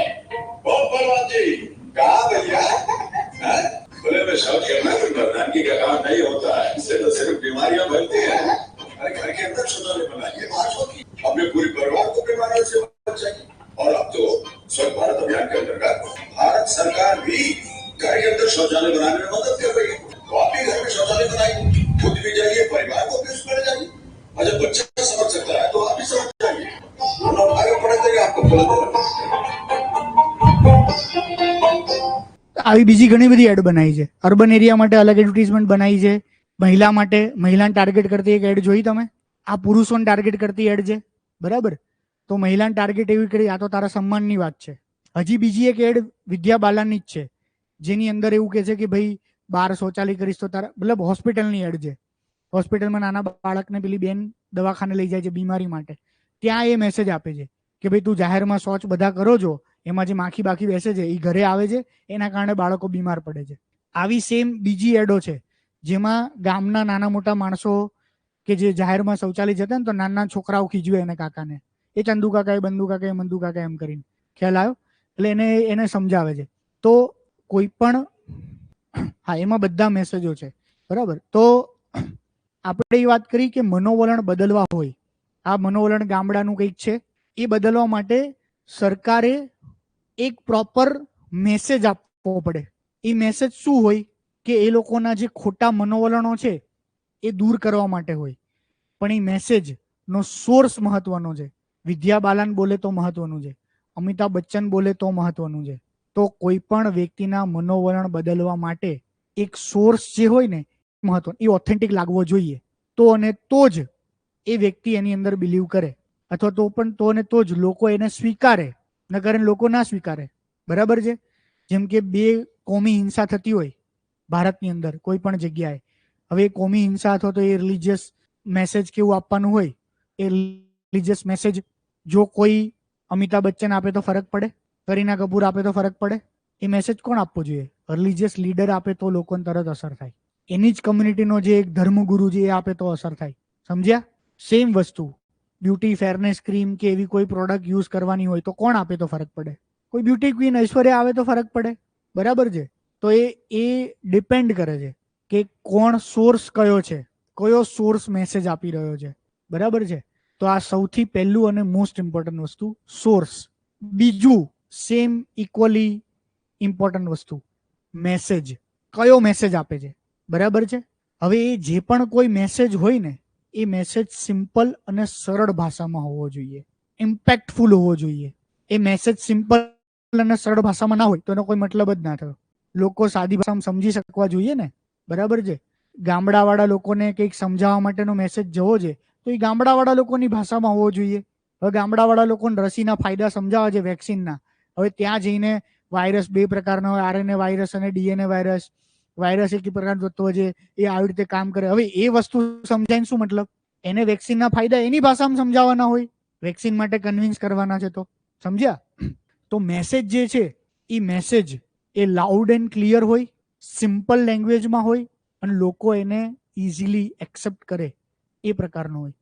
હજી એનાથી એક સ્ટેપ આગળ, મેસેજ ચોટદાર હોવો જોઈએ. આ મેં તમને એસેમાં અને આન્સર રાઇટિંગમાં કીધું છે. એસેમાં આન્સર રાઇટિંગમાં શું કીધું છે? તમારી વાત, તમારું કોટેશન, તમારી સ્ટોરી, તમારો એનેક્ડોટ ચોટદાર હોવો જોઈએ. કે આખું વાંચ્યા પછી એ વાક્ય તને મગજમાં રમવું જ જોઈએ. જેમ કે ગુજરાત ટુરિઝમની એડ જે હતી બહુ પહેલા મોદી સાહેબે બચ્ચન સાથે કરી, તો એને શું એડ કરી? કચ્છ નહીં દેખા તો કુછ નહીં દેખા. તો ઇન્ડિયાના બધા લોકો જ્યારે એડ જોવે ને તો એક આ વાક્ય તને મગજમાં સેટ થઈ જાય. પછી ઘરમાં જ્યારે પ્લાનિંગ બધું તો વાઈફ પછી ઓલાને ટોર્ચર કરે, કચ્છ તો જવું જ પડશે, કચ્છ તો જવું જ પડશે એમ. ઓકે, નહીં, નોર્મલ લોકો વિચારે કે યાર કચ્છમાં કંઈક તો જોવા જેવું હશે બોસ, કચ્છ નહીં દેખા તો કુછ નહીં દેખા. બરાબર. બીજો ઐશ્વર્યા અને અભિષેક બચ્ચનની એડ આવતી હતી, કુકરની એડ. ખબર છે કયા કુકરની એડ? પ્રેસ્ટીજ. જો બીબી સે કરે પ્યાર वो प्रेस्टीज से कैसे करे इनकार. અલ્યા કુકર ક્યાં, વાઈફ નો પ્રેમ ક્યાં? ખબર છે એ મેસેજ છે?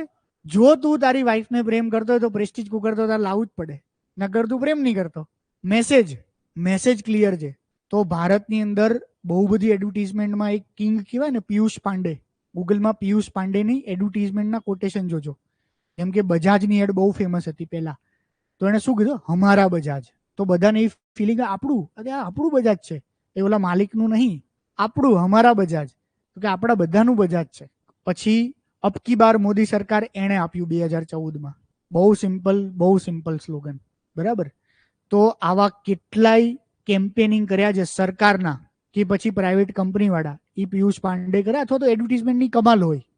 તમે જોજો ગ્રેટ એડવર્ટીઝમેન્ટ, તો તમને આ જે મેસેજ વાળો વર્ડ કહું છું ને એ તમને સમજાશે. મોસ્ટ ક્રિએટિવ એડવર્ટીઝમેન્ટ એવું ગૂગલમાં સર્ચ કરવાનું છે તમારે. બરાબર છે. તમને આખી વર્લ્ડની કેટલી એડવર્ટીઝમેન્ટ બતાવશે અને તમને ખબર પડશે કે મેસેજ કોરો લુખ્ખો આપે તો કોઈ ના એક્સેપ્ટ કરે. બરાબર. દવા કડવી હોય તો કોઈ ના લે. એ દવાને સુગર કોટેડ કરવી પડે તો તરત એ દવા ઉતરી જાય, એનું કામ એ કરે પાછું. તો મેસેજ પણ જે છે એ લોકોને જેવું સાંભળવું છે, લોકોને જે સાંભળવું ગમે છે એવી રીતે, એવા ટોનમાં ને એવી ભાષામાં જવો જોઈએ. જો મેસેજ ખોટી રીતે આપવામાં આવે ને તો એ બુમરેંગ સાબિત થાય. બુમરેંગ એટલે જે વલણ હોય ને, જેને બદલવા માંગીએ છીએ ને, એ થોડું ઝક્કી અને સ્ટ્રોંગ બને. એ મેસેજ બહુ ઇમ્પોર્ટન્ટ છે. બરાબર. કોઈ છોકરો છોકરી રિલેશનશિપમાં હોય, એન મા બાપ કે ભાઈબંધો કે બેનપણી એવું ઈચ્છતા હોય કે ભાઈ હવે એની જોડે ના રહે, ભાઈબંધ ઈચ્છતો કોઈ છોકરી જોડે ના રહે, બેનપણી ઈચ્છતો કોઈ છોકરા, વાયસા વર્ષા. તો એને એવો મેસેજ, એનાથી દૂર રહેજો, એનાથી દૂર રહેજે, એનાથી દૂર રહેજે, દૂર રહેજે, તો એની નજીક જ જાય. ખબર છે આ વસ્તુ?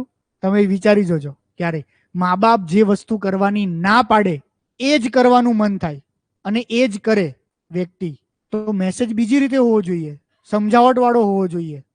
બુમરેંગ, આને બુમરેંગ કહેવાય. બુમરેંગ એટલે શું? એ વલણ ઝક્કી બને, એ વલણ સ્ટ્રોંગ બને, અથવા તો એના સેન્ટિમેન્ટ હર્ટ્સ થાય એ વ્યક્તિના. એટલે હવે રિટેલિએશન કે બદલો કે ગુસ્સાની ભાવનાની અંદર એ જે કરતા હોય એ વધારે સ્ટ્રોંગલી કરે એ સેમ વસ્તુ. તો મેસેજ પેલું તો સોર્સ રોંગ હોય તો મેસેજની ઇમ્પેક્ટ જ ના પડે. બરાબર ને? સોર્સ રોંગ હોય તો મેસેજની ઇમ્પેક્ટ જ ના પડે. બીજું, મેસેજ જે છે એ મેસેજ જો રોંગ રીતે આપવામાં આવે તો ઇમ્પેક્ટ ના પડે ને ઘણી વાર તો બુમરેંગ એ થાય. એ આ સ્વચ્છ ભારતની એડમાં થયું હતું, હું બતાવું તમને. એ એડવર્ટીઝમેન્ટ તમે કોઈએ નહીં જોઈ હોય, ટીવીમાં નથી આવતી, જસ્ટ લોન્ચ થઈ ને એ પછી બહુ મોટી કોન્ટ્રોવર્સી થઈ.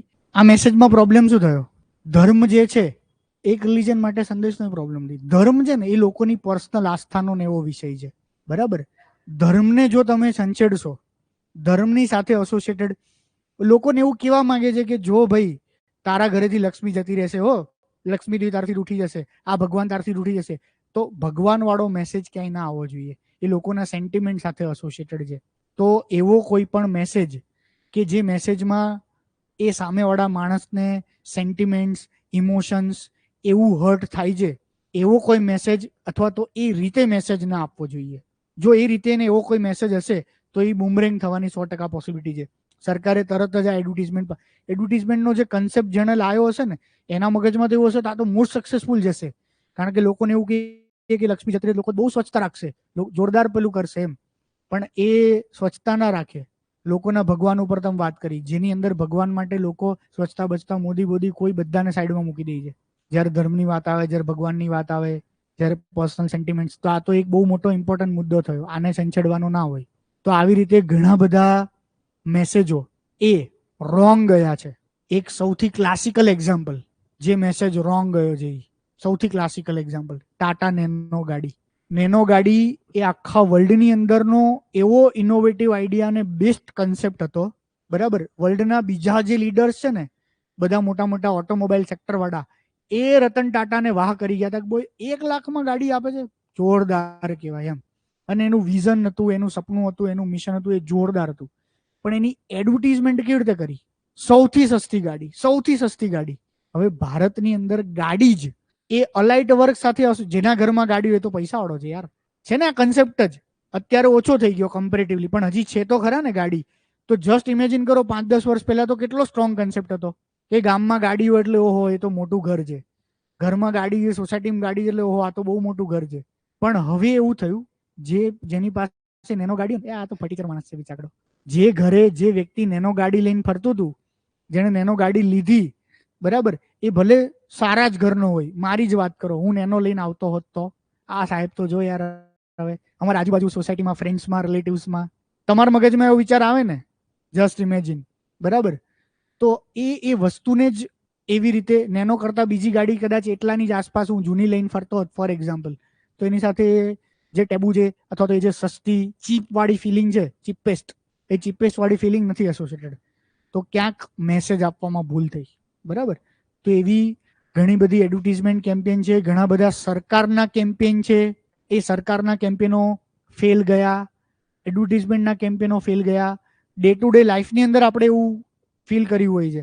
અને આપણા તો મોટા ભાગના કેમ્પેન કે એજન્ડા ફેલ જ જાય છે ને. કોકને કંઈક સમજાવવાનું ટ્રાય કરીએ છીએ, મોટા ભાગના કેસમાં નહીં સમજતું ને સામેવાળું પાત્ર, તો આપણો મેસેજ ખોટો છે અને મેસેજ આપવાની રીત પણ ખોટી છે.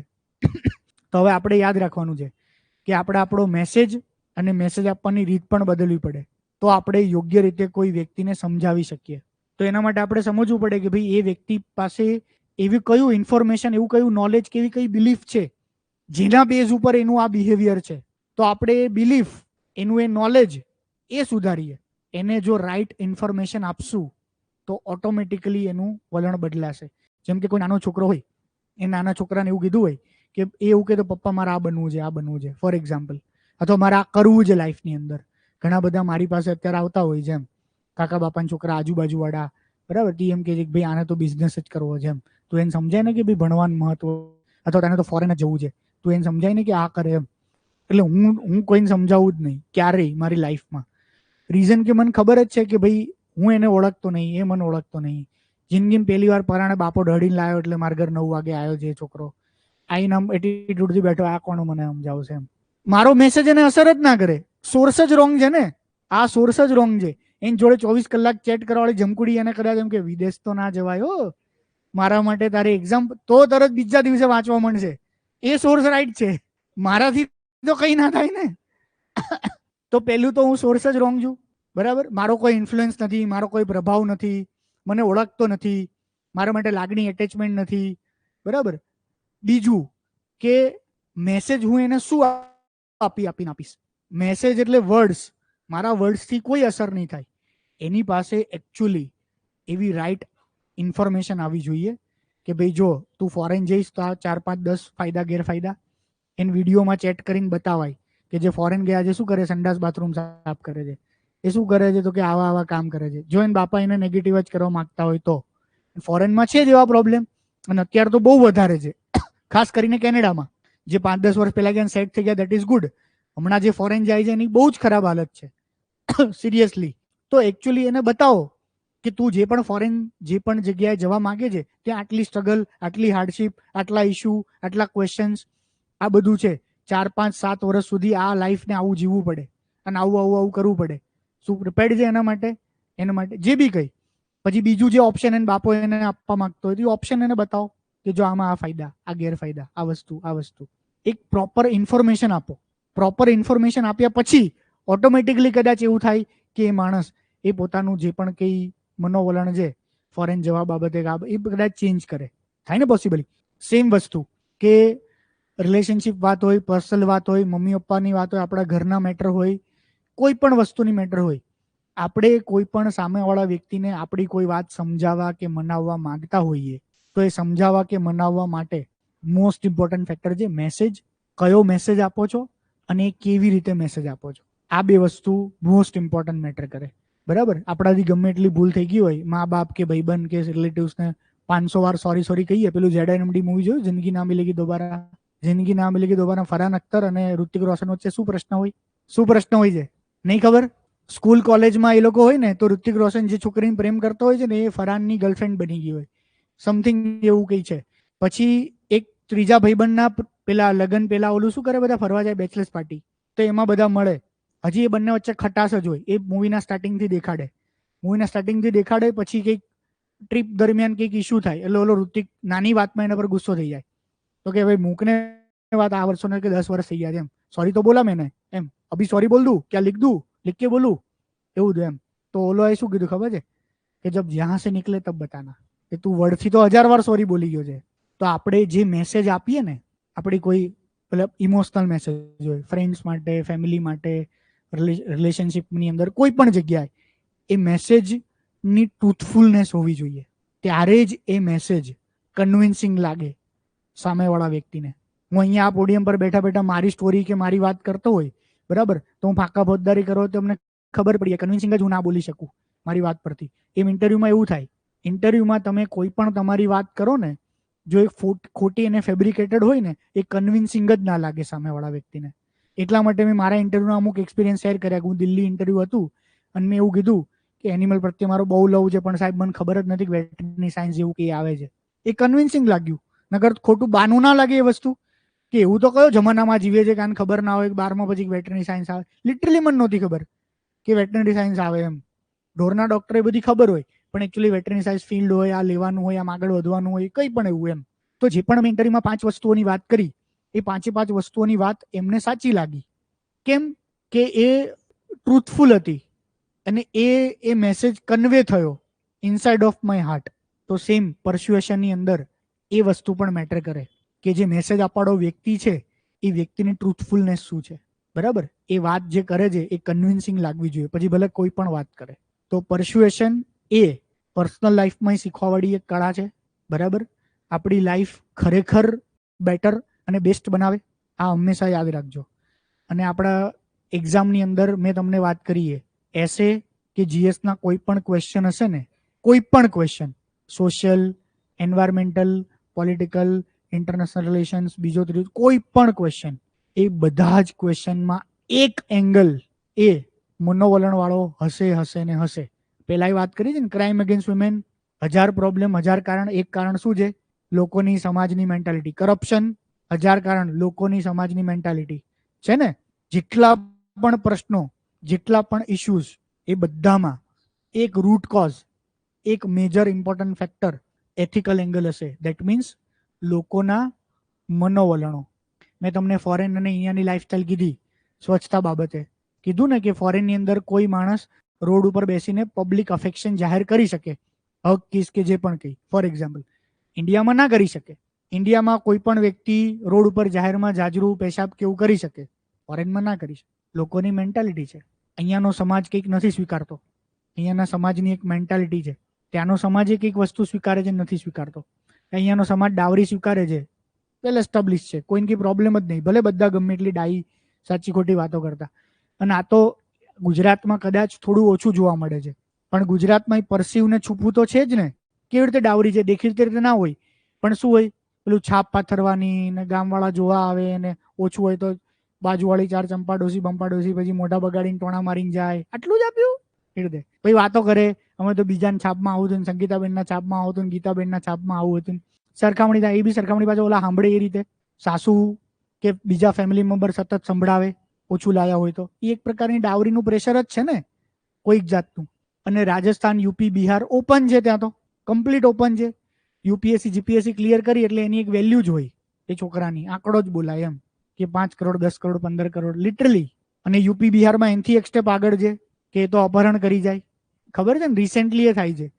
કોઈ પણ છોકરો વેલસેટ હોય, યુપીએસસી જીપીએસસી કઈ નાની મોટી એક્ઝામ ક્લિયર કરી, તલાટી બલાટી બન્યો એટલે અપહરણ કરી જાય, એની બેન કે એની છોકરી જો લગ્ન કરાવડાવી દે અને લગ્ન કરાવડાવે નિભાવવાનું, એને ઘર મોકલી દે જાતા. હજી આજની તારીખે કેસ બને છે, અઠવાડિયા 15 દી મહિના પહેલાની વાત કરું છું. Routine case. પછી સમાજવાળા ભેગા થઈને સોલ્યુશન કરાવડાવે, પછી એને રાખવી પડે ઘરમાં. ડાવરી છે, પછી જે જેન્ડર બયાસ છે, સ્ત્રી પુરુષ વચ્ચેનો ભેદભાવ કોઈ પણ પ્રકારનો, એમાં પણ આ પ્રશ્ન છે. આપણે ટેરરિઝમ, એન્વાયરમેન્ટ પ્રત્યે આપણો પર્સપેક્ટિવ, બરાબર. કોઈ પણ જગ્યાએ મતલબ નેશનલિઝમ, દેશ પ્રત્યે, પબ્લિક પ્રોપર્ટી પ્રત્યે આપણો જે પર્સપેક્ટિવ રિસ્પોન્સ, આ બધી જગ્યાએ આપણા મનોવલણો છે. બરાબર.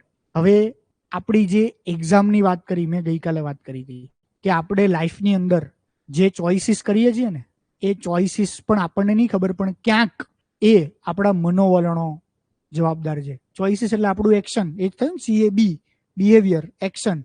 ઓકે, તો એક મોસ્ટ ઇમ્પોર્ટન્ટ વસ્તુ યાદ રાખવાની છે. મેં ક્યાંક એ પછી ફિલોસોફર કે કોઈ જગ્યાએ વાંચ્યું છે એમ કે લાઈફના જનરલી 2 જ ફેઝ હોય, એક બર્થ અને ડેથ. બર્થ આપણા હાથમાં તો નથી, કયા ઘરમાં લેવું, કેવી રીતે જન્મ લેવું, શું આ તે. બરાબર છે. તો પછી અત્યારે પ્લાનિંગમાં ક્યુમાં પેલા પાસે જ બેસા હોત. પેલી મર્ચન્ટ કોણ છે, અનંત અને રાધિકા, એ બંને ફેમિલી પ્લાનિંગ કરે વેઇટિંગમાં જ બેસી એમ કે ત્યાં જ જન્મ લઈએ. ડેથ પણ સેમ આપણા હાથમાં નો એની મોમેન્ટ. પણ લાઈફ અને ડેથ વચ્ચે, મતલબ બર્થ અને ડેથ વચ્ચે જે લાઈફ છે ને, એ લાઈફની અંદરની જેટલી પણ ચોઇસીસ છે ને આપણા હાથમાં છે. અને અમુક ચોઇસીસ જે કદાચ આપણે એવા મિડલ ક્લાસ, સાચા ખોટા, સારા ખરાબ, મતલબ જે બી કોઈ ઘરમાં જન્મ્યા હોય જેમાં ડિસ્ક્રિમિનેશન હોય, પણ જે મોમેન્ટે તમને રિયલાઇઝ થાય, કોન્શિયસનેસ આવે, સમજણ આવે, એ પછી જે આજના તબક્કે આવી ગઈ છે આપણી પાસે, એ પછી આજની તારીખે આપણે જે પણ કોઈ ચોઇસીસ લઈએ છીએ ને, એ ચોઇસીસ આપણા હાથમાં છે અને આપણા એટીટ્યુડ પર ડિપેન્ડ કરે છે. તમારો એટીટ્યુડ કેવો છે, તમારો એટીટ્યુડ એક્ઝામ પ્રત્યે કેવો છે, તમારો એટીટ્યુડ હાર્ડવર્ક પ્રત્યે કેવો છે, તમારો એટીટ્યુડ એક સબ્જેક્ટ પ્રત્યે કેવો છે, તમારો એટીટ્યુડ એક્ઝામ પ્રત્યે કેવો છે, તમારો એટીટ્યુડ સવારે ઉઠવા પ્રત્યે કેવો છે, તમારો એટીટ્યુડ રીડિંગ અને વાંચવા પ્રત્યે કેવો છે, તમને ના સમજાય તો એ પ્રત્યે તમારો એટીટ્યુડ કેવો છે. આ અત્યારે આ જે જીવન તમે જીવી રહ્યા છો, તો જે 2 વર્ષ કાઢશો, આ બધા જ વસ્તુની અંદર તમારી અમુક જે જૂની ખોટી હેબિટ્સ છે ને, એ બધી ખોટી હેબિટ્સ એ તમારો જે પણ કોઈ એક્ઝામ પ્રત્યેનો એટીટ્યુડ છે ને એને નેગેટિવ કરશે. અને હેબિટ્સ તમને નહીં ખબર કે એ તમારી અંદર એટલી વણાઈ ગયેલી હોય ને કે જે હેબિટ્સ તમને કદાચ તમારી એક્ઝામ્સમાં એક એટલો મોટો રોડબ્લોક બને ને તમને અહેસાસય ના હોય.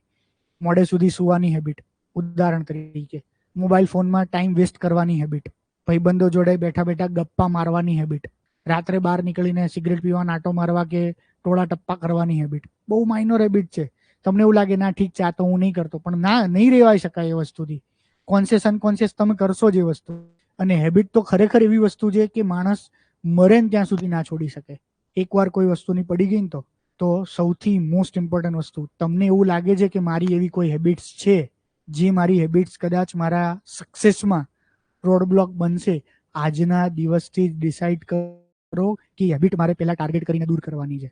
એક માણસ હતો ને, એ માણસ એવું જોયું કે તરબૂચ કે સામાન હોય ને તો એની ફેરી કરવાળો માણસ, તો ઉપરથી તરબૂચ કે સામાન કે જે નાખે ને પેલો કેચ કરીને આમ નાખે, કેચ કરીને આમ નાખે. ગમે ત્યાંથી, ગમે એટલા દૂરથી, ગમે તે જગ્યા પેલો એક્ઝેક્ટલી કેચ કરે એને જોરદાર રીતે અને પકડીને નાખી દે. તો એક કોઈ કોચે કે એવું જોયું હશે તો કે બસ તને ફૂટબોલ ટીમમાં ગોલકીપર લઈ લેવો છે એમ. અને એની ફૂટબોલ ટીમની જોરદાર ઇમ્પોર્ટન્ટ મેચ થવાની હતી. પેલા માણસને કન્વિન્સ કર્યો તું જેટલા રૂપિયા કમાય છે કદાચ 5 કે 10 ગણા રૂપિયા તને આપું, તારે મારે ફૂટબોલ ટીમમાં રહેવાનું છે. હવે એ માણસે ફૂટબોલ ટીમની એક જે ફાઇનલ મેચ હતી ને, એ ફાઇનલ મેચમાં 0-0 ગોલ થયો. એટલે 2-4 ગોલ મારવાની ટ્રાય કરી હશે આણે, અને એને રોકી દીધો એ 2-4 ગોલ. બરાબર. એટલે જોરદાર એના કારણે સારું થયું. પછી એક 5 મિનિટમાં પેલા 5-5 ગોલ મારવાના હોય ને, એ 5-5 ગોલની અંદર પેનલ્ટી ગોલમાં આ સાઈડ વાળાએ 5 પેનલ્ટી ગોલ કરી દીધા, આણે 4 પેનલ્ટી ગોલ રોકી લીધા, ગમે તે ખૂણામાં ગમે ત્યાં મારે. છેલ્લો પેનલ્ટી ગોલ પેલા માર્યો ને તો આણે આમ પકડીને આમ નાખી દીધું અંદર. શું કામ? હેબિટ. લાઈફમાં કઈ મોમેન્ટે તમારી હેબિટ તમારા માટે નુકસાનકારક થાય એ તમને ખબર જ ના હોય. અને એ તમે લોકોએ ફીલ કર્યું હશે. તમારી એવી કોઈ સાચી ખોટી આદતો હશે ને, એ એક્ઝામના આગલા 4 દિવસ તમારા બગાડતી હશે, તમારું મગજ બગાડતું હશે, પણ અલ્ટિમેટલી એ તમારી હેબિટ છૂટતી નહીં તમારથી. તમને ખબર છે કે આ 4 દિવસ કે આ 24 કલાક સખત ઇમ્પોર્ટન્ટ છે, તો એવી ઘણી વસ્તુઓ નહીં છોડી શકતા હોય ને તમે, એને હેબિટ કહેવાય. જ્યાં સુધી હેબિટ નહીં બદલો ત્યાં સુધી નહીં થાય. મેં યુપીએસસીની પ્રિપરેશન સ્ટાર્ટ કરી, હું ફેલ થયો 2011માં, ત્યારે નક્કી કર્યું.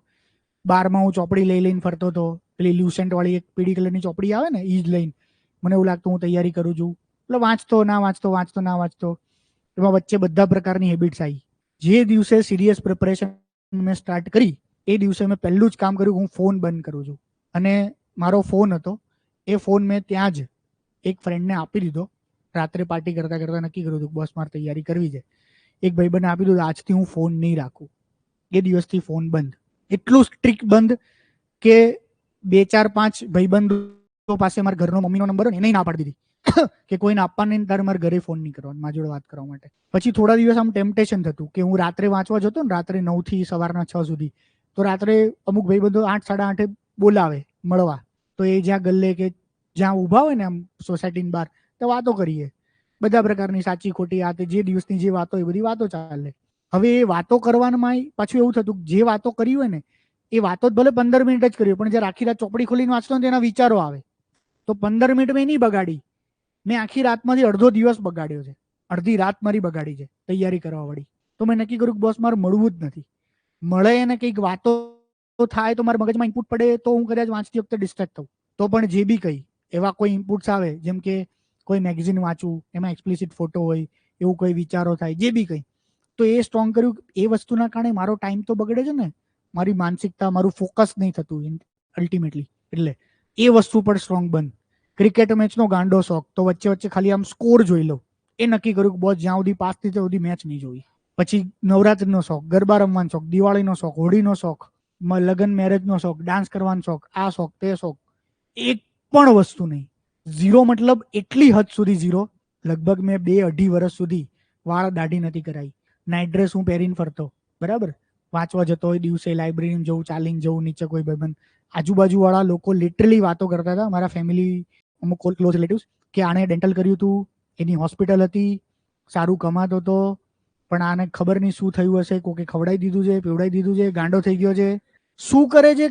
કારણ કે એ લોકોનું લેવલ નહીં કે યુપીએસસી એટલે શું, એ લોકોને ખબર હતી એક્ઝામ આપે છે, પણ એ લોકોને એવી તો કઈ એક્ઝામ આપે, 6 મહિનામાં પાસ થાય, વર્ષમાં પાસ થાય. આ તો કે ક્યારનો વાંચે છે, કે 2012નો 13નો વાંચે છે, નથી 2015 આવ્યું, કે લાંબો પીરિયડ હોય ને.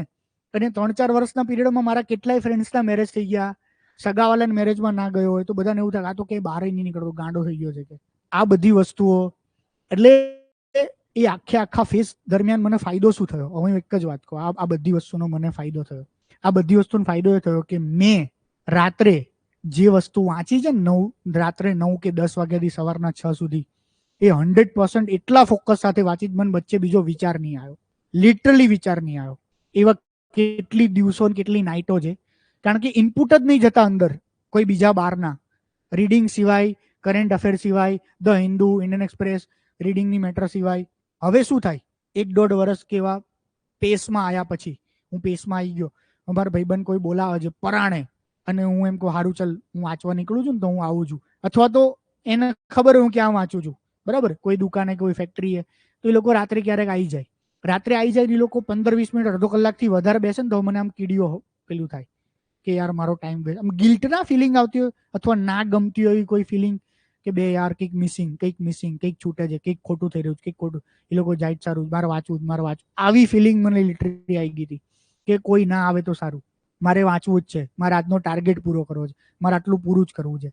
હું જે વસ્તુ વાંચીને જતો, એટલે સવારે 6 વાગે સૂતો હોઉં ને, એટલે મને એ આખા સૂતા દરમિયાન સપના આવે એ બધી વસ્તુના.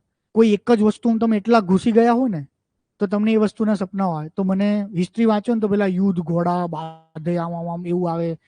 પછી મતલબ અત્યારે તો એક્સપ્લેન નહીં કરી શકતો શું આવે છે, પણ જે વાંચ્યું હોય ને, જે એ વસ્તુ મગજમાં ચાલ્યા કરતું. કારણ કે છેલ્લા અમુક દિવસોથી, અમુક મહિનાઓથી, અમુક વીક્સથી કોઈ ઇનપુટ્સ બીજા ગયા જ નથી. તો અનકોન્શિયસ માઇન્ડને પ્રોસેસિંગ કરવું હોય તો શું પ્રોસેસિંગ કરશે? જે ગયું છે એ જ પ્રોસેસિંગ કરશે ને. એટલે આ બધી વસ્તુના અંતે અલ્ટિમેટલી એવું હતું કે 2014નું પહેલું ઇન્ટરવ્યુ આપવા માટે હું ગયો ને, હું એકમાત્ર વ્યક્તિ હશું જે એક રૂમમાં બેસીને પ્રિલિમ પાસ કરી, મેન્સ પાસ કરી. હવે એ મેન્સ કઈ મેન્સ છે? 14માં નવો સિલેબસ હતો. એથિક્સ ને આ બધા સબ્જેક્ટ 4 GS નવા હતા. એથિક્સ ને એસે ના બધા નવા વિષયો હતા. નવા વિષયો કોઈને ખબર નથી પડતી ક્યાંથી વાંચવાનું. કોચિંગ ક્લાસ, વિડીયો લેક્ચર, કંઈક તો જોઈન કરો ને, કંઈક મટીરિયલ તો વાંચ્યું હોય ને. મેં એથિક્સમાં મટીરિયલ નહીં વાંચ્યું. મારા એક્ઝામ્પલ તમે ઉપરથી અંદાજો આવે છે, હું જે વસ્તુ એક્સપ્લેન કરું એ વસ્તુ ઉપરથી મેં જાતે પ્રોસેસ કરી જે વસ્તુને, કે ઇમોશનલ ઇન્ટેલિજન્સ એટલે શું, આ એટલે શું, પિક્ચરમાંથી, મૂવીમાંથી, પોલિટિક્સમાંથી, આજુબાજુ ઘટનામાંથી, આપણે ગામડે જોયું છે, ડાવરી, આ આવી 500 વસ્તુ જે જ્યાં જોઈ, લોકો રોડ ઉપર પેશાબ કરે છે, હગ નહીં કરી શકે, જે બી મારા એક્ઝામ્પલ્સ હજારો, આવા દરેક વિષય, દરેક ટોપિક, દરેક સબ્જેક્ટ, દરેક current affair, international relation, Bharat China, આ તે બધી જ વસ્તુ 100% જાતે, કોઈ સોર્સ વગર. સોર્સ વગર એટલે આ વર્ડ બહુ મહત્વનો છે. સોર્સ એટલે શું? વિકિપીડિયા, ગૂગલ, બીજી એવી બુક્સ કે જે બુક્સની અંદર વેગ હોય, પણ એના કારણે એટલું સ્ટ્રોંગ ફાઉન્ડેશન બન્યું કે જસ્ટ ઇમેજિન 2014માં હું ઇન્ટરવ્યુ દેવા ગયો ને, ત્યારે ગુજરાત ભવનમાં બધા મળીએ, બહુ બધા લોકો. તો અમુક ગ્રુપ મજાક ઉડાડતું હોય કે આ તો એવો છોકરો આવ્યો છે, આ છે તે છે. પણ પછી જ્યારે ગ્રુપ ડિસ્કશન કરે, વાતો કરે, ચર્ચા કરે, ત્યારે લોકોને ખબર પડે કે બોસ, ધારો કે ઇન્ડિયા ચાઇના એક્ઝામ્પલ, તો જે 10 મુદ્દા ચર્ચા કરે તો એ તો ક્યાંક વિઝન ફિઝન બધા વાંચ્યા હોય, તો બધા સ્પીપામાં હોય તો એ જ 10 મુદ્દા ચર્ચા કરે ને. મારી પાસે તો 10માં કોઈ મુદ્દા જ નહીં, બીજા 10 મુદ્દા હોય. એ લોકોને એવું લાગે આ તો આરો જોરદાર લાવ્યો, ક્યાંથી લાવ્યો આ બધી વસ્તુ. જે મારી અન્ડરસ્ટેન્ડિંગ, જે મારું, કારણ કે મેં તો આખો ઇતિહાસ વાંચ્યો છે રશિયા અને યુક્રેન વાળો. 100 વર્ષ પહેલા શું હતું, 20 વર્ષ પહેલા શું હતું, 10 વર્ષ પહેલા શું હતું, ઇન જનરલ આ બધી વસ્તુઓ. તો તમારું એટીટ્યુડ એ મેટર કરે છે. તમારો એટીટ્યુડ એવો સ્ટ્રોંગ બનાવો, બરાબર છે, કે જેના કારણે તમે જે આજુબાજુવાળા બીજા લોકો કરતા, જે હજારો ઘેટા બકરાની જેમ તૈયારી કરે છે ને લોકો, એ બધા કરતા આ એક્ઝામને, આ વિષયને, આ સબ્જેક્ટને જોવાનો તમારો અપ્રોચ ડિફરન્ટ હોય તો અને તો જ પાસ થવાશે. એવી હાર્ડવર્ક કરો સખત લેવલનું. તમારા હાથમાં છે. તમારું આજથી માંડીને 1-2 વર્ષ પછીનું ફ્યુચર શું હોવું જોઈએ તમને નક્કી કરવાનું છે. નગર તમારે જેમ હજારો લોકો ગાંધીનગર તૈયારી કરવા આવે છે, જતા રહી છે, અને તમને ખબર જ છે કે લોકોની શું લાઈફ હોય છે. અને જીપીએસસી એક્ઝામ તો ખરેખર પપલું કહેવાય. સિરિયસલી તમને કહું છું, સિરિયસલી. તમે જે આ એક્ઝામ માટે સ્ટ્રગલ કરો છો, જે એક્ઝામ માટે મહેનત કરો છો ને, એ એક્ઝામ એટલી ટફ, એટલી હાર્ડ છે જ નહીં. એક આખો ડિફાઇન સિલેબસ આપી દે છે, એક ટોપિક લખી આપે છે. એ ટોપિક એમ જ ગૂગલમાં સર્ચ કરો તો 500 મટીરિયલ મળે છે એ ટોપિકના. એ ટોપિકમાંથી સીધા પપલું જેવા સવાલો પૂછે છે. જોયા ને સીધા સવાલો? શું અઘરું છે આની અંદર? યુપીએસસી ની આખી જર્ની તો જુઓ એકવાર, તમને ખબર પડે. યુપીએસસી પેપર જુઓ, તમને ખબર પડે ક્યાંથી વાંચ્યું છે ને ક્યાંના સવાલ પૂછાય છે. એની અંદર જે લક ફેક્ટર છે એ તમને ખબર પડે. બધું સરસ, એસેમાં ખાલી 120 આયા તો આખી એક્ઝામ 0 થઈ ગઈ. બધું સરસ, ઓપ્શનલ સબ્જેક્ટમાં એવરેજ બધાને ઓછા માર્ક્સ આયા. ઓપ્શનલ એટલે સમજ્યા ને? બેડ ઓપ્શનલ સબ્જેક્ટમાં 300 ઉપર છે એવરેજ માર્ક્સ, પણ તમારા ઓપ્શનલ સબ્જેક્ટમાં એવરેજ માર્ક્સ જ 250 છે. પતી ગયું, ફૂલ સ્ટોપ ત્યાંથી. આવા લક ફેક્ટરો છે. બધું સરસ, ઇન્ટરવ્યુમાં 5 મિનિટ 10 મિનિટમાં રોંગ ગયું. પેપરો તો તમને દેખાતા જ નહીં યુપીએસસીના, બરાબર? તમને ખબર જ નહીં શું ભૂલ થઈ.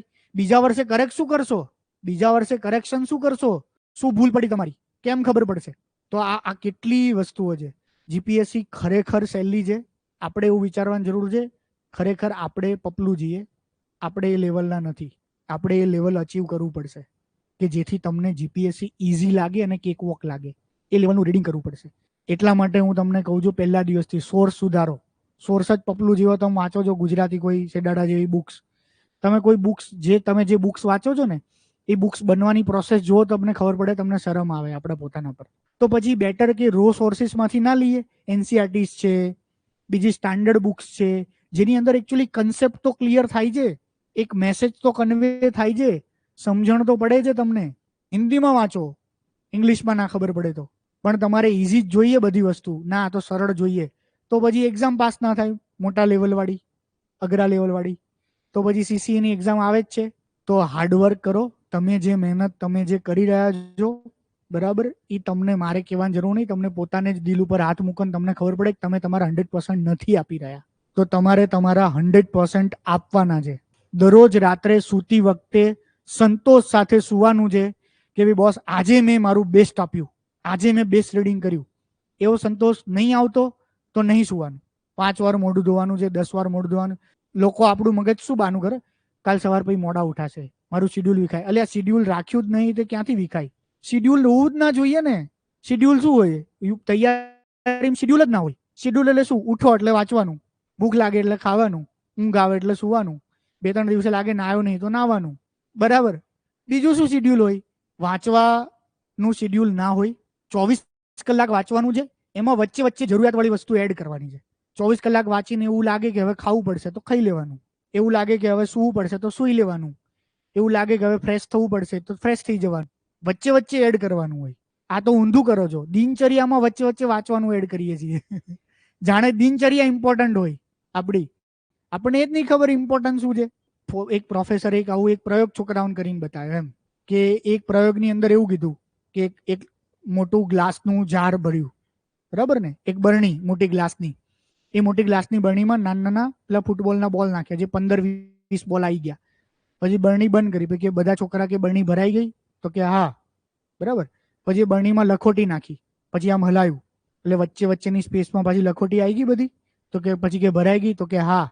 હવે એ બરણીમાં ફરી પાછું રેતી નાખી, તો વચ્ચેની પાછી જે થોડી થોડી સ્પેસ હતી ને એમાં રેતી ભરાઈ ગઈ. હવે તો આખું કમ્પ્લીટ ભરાઈ ગયું.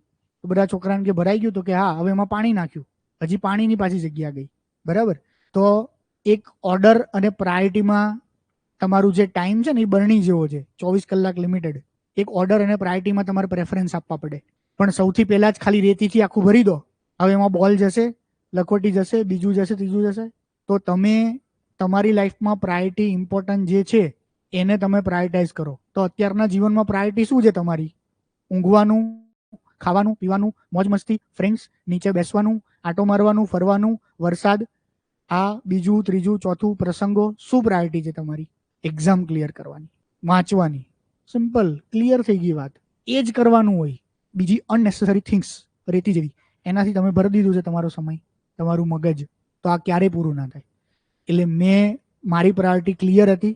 એક પણ ફેસ્ટિવલ, એક પણ મેચ નથી જોવાની, એક પણ ક્યાંય નથી જવાનું. અને મેં એવું ગાંઠ મારી હતી કે બોસ પાસ થઈશ ને એ દિવસે જ ગરબા ગઈશ, પાસ થઈશ એ દિવસે જ આ કરીશ, પાસ થઈશ એ દિવસે જ મેચ જોવા જઈશ. અને હવે બધું કરી શકું છું. મારે લોર્ડ્સમાં મેચ જોવા જવું હોય તો મારે 1 જ સેકન્ડની વાર લાગે. ઓફિસમાંથી રજા લેવાની, ટિકિટ લેવાની, ત્યાં ઇન્ડિયન એમ્બેસીમાં IFS ઓફિસર સિનિયર હોય એ સાહેબને રિક્વેસ્ટ કરવાની, લોર્ડ્સની મારી ટિકિટ થઈ જાય.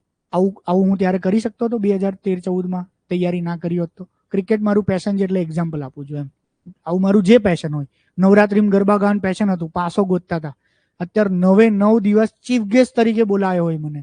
ગરબા તો ભૂલી જ જાઓ રમવાના, એ તો રમવાના જ હોય, બધાને પહેલા રમવાનું. હું આમ તાળી પાડું પછી શરૂ થાય, બરાબર ને? તો તમારી પ્રાયોરિટી સેટ કરો. તમારા ડ્રીમ્સ જે છે તમે જે 3 વર્ષમાં ગુમાવશો ને એ મારી ગેરંટી છે 100 લાખ ગણું થઈને પાછું આવશે. માન, સન્માન, પૈસા, પાવર, રિસ્પેક્ટ, ગુમાયેલી જેટલી વસ્તુઓ, સેક્રિફાઈસ કરેલી બધી વસ્તુઓ લાખ ગણી થઈને પાછી આવશે.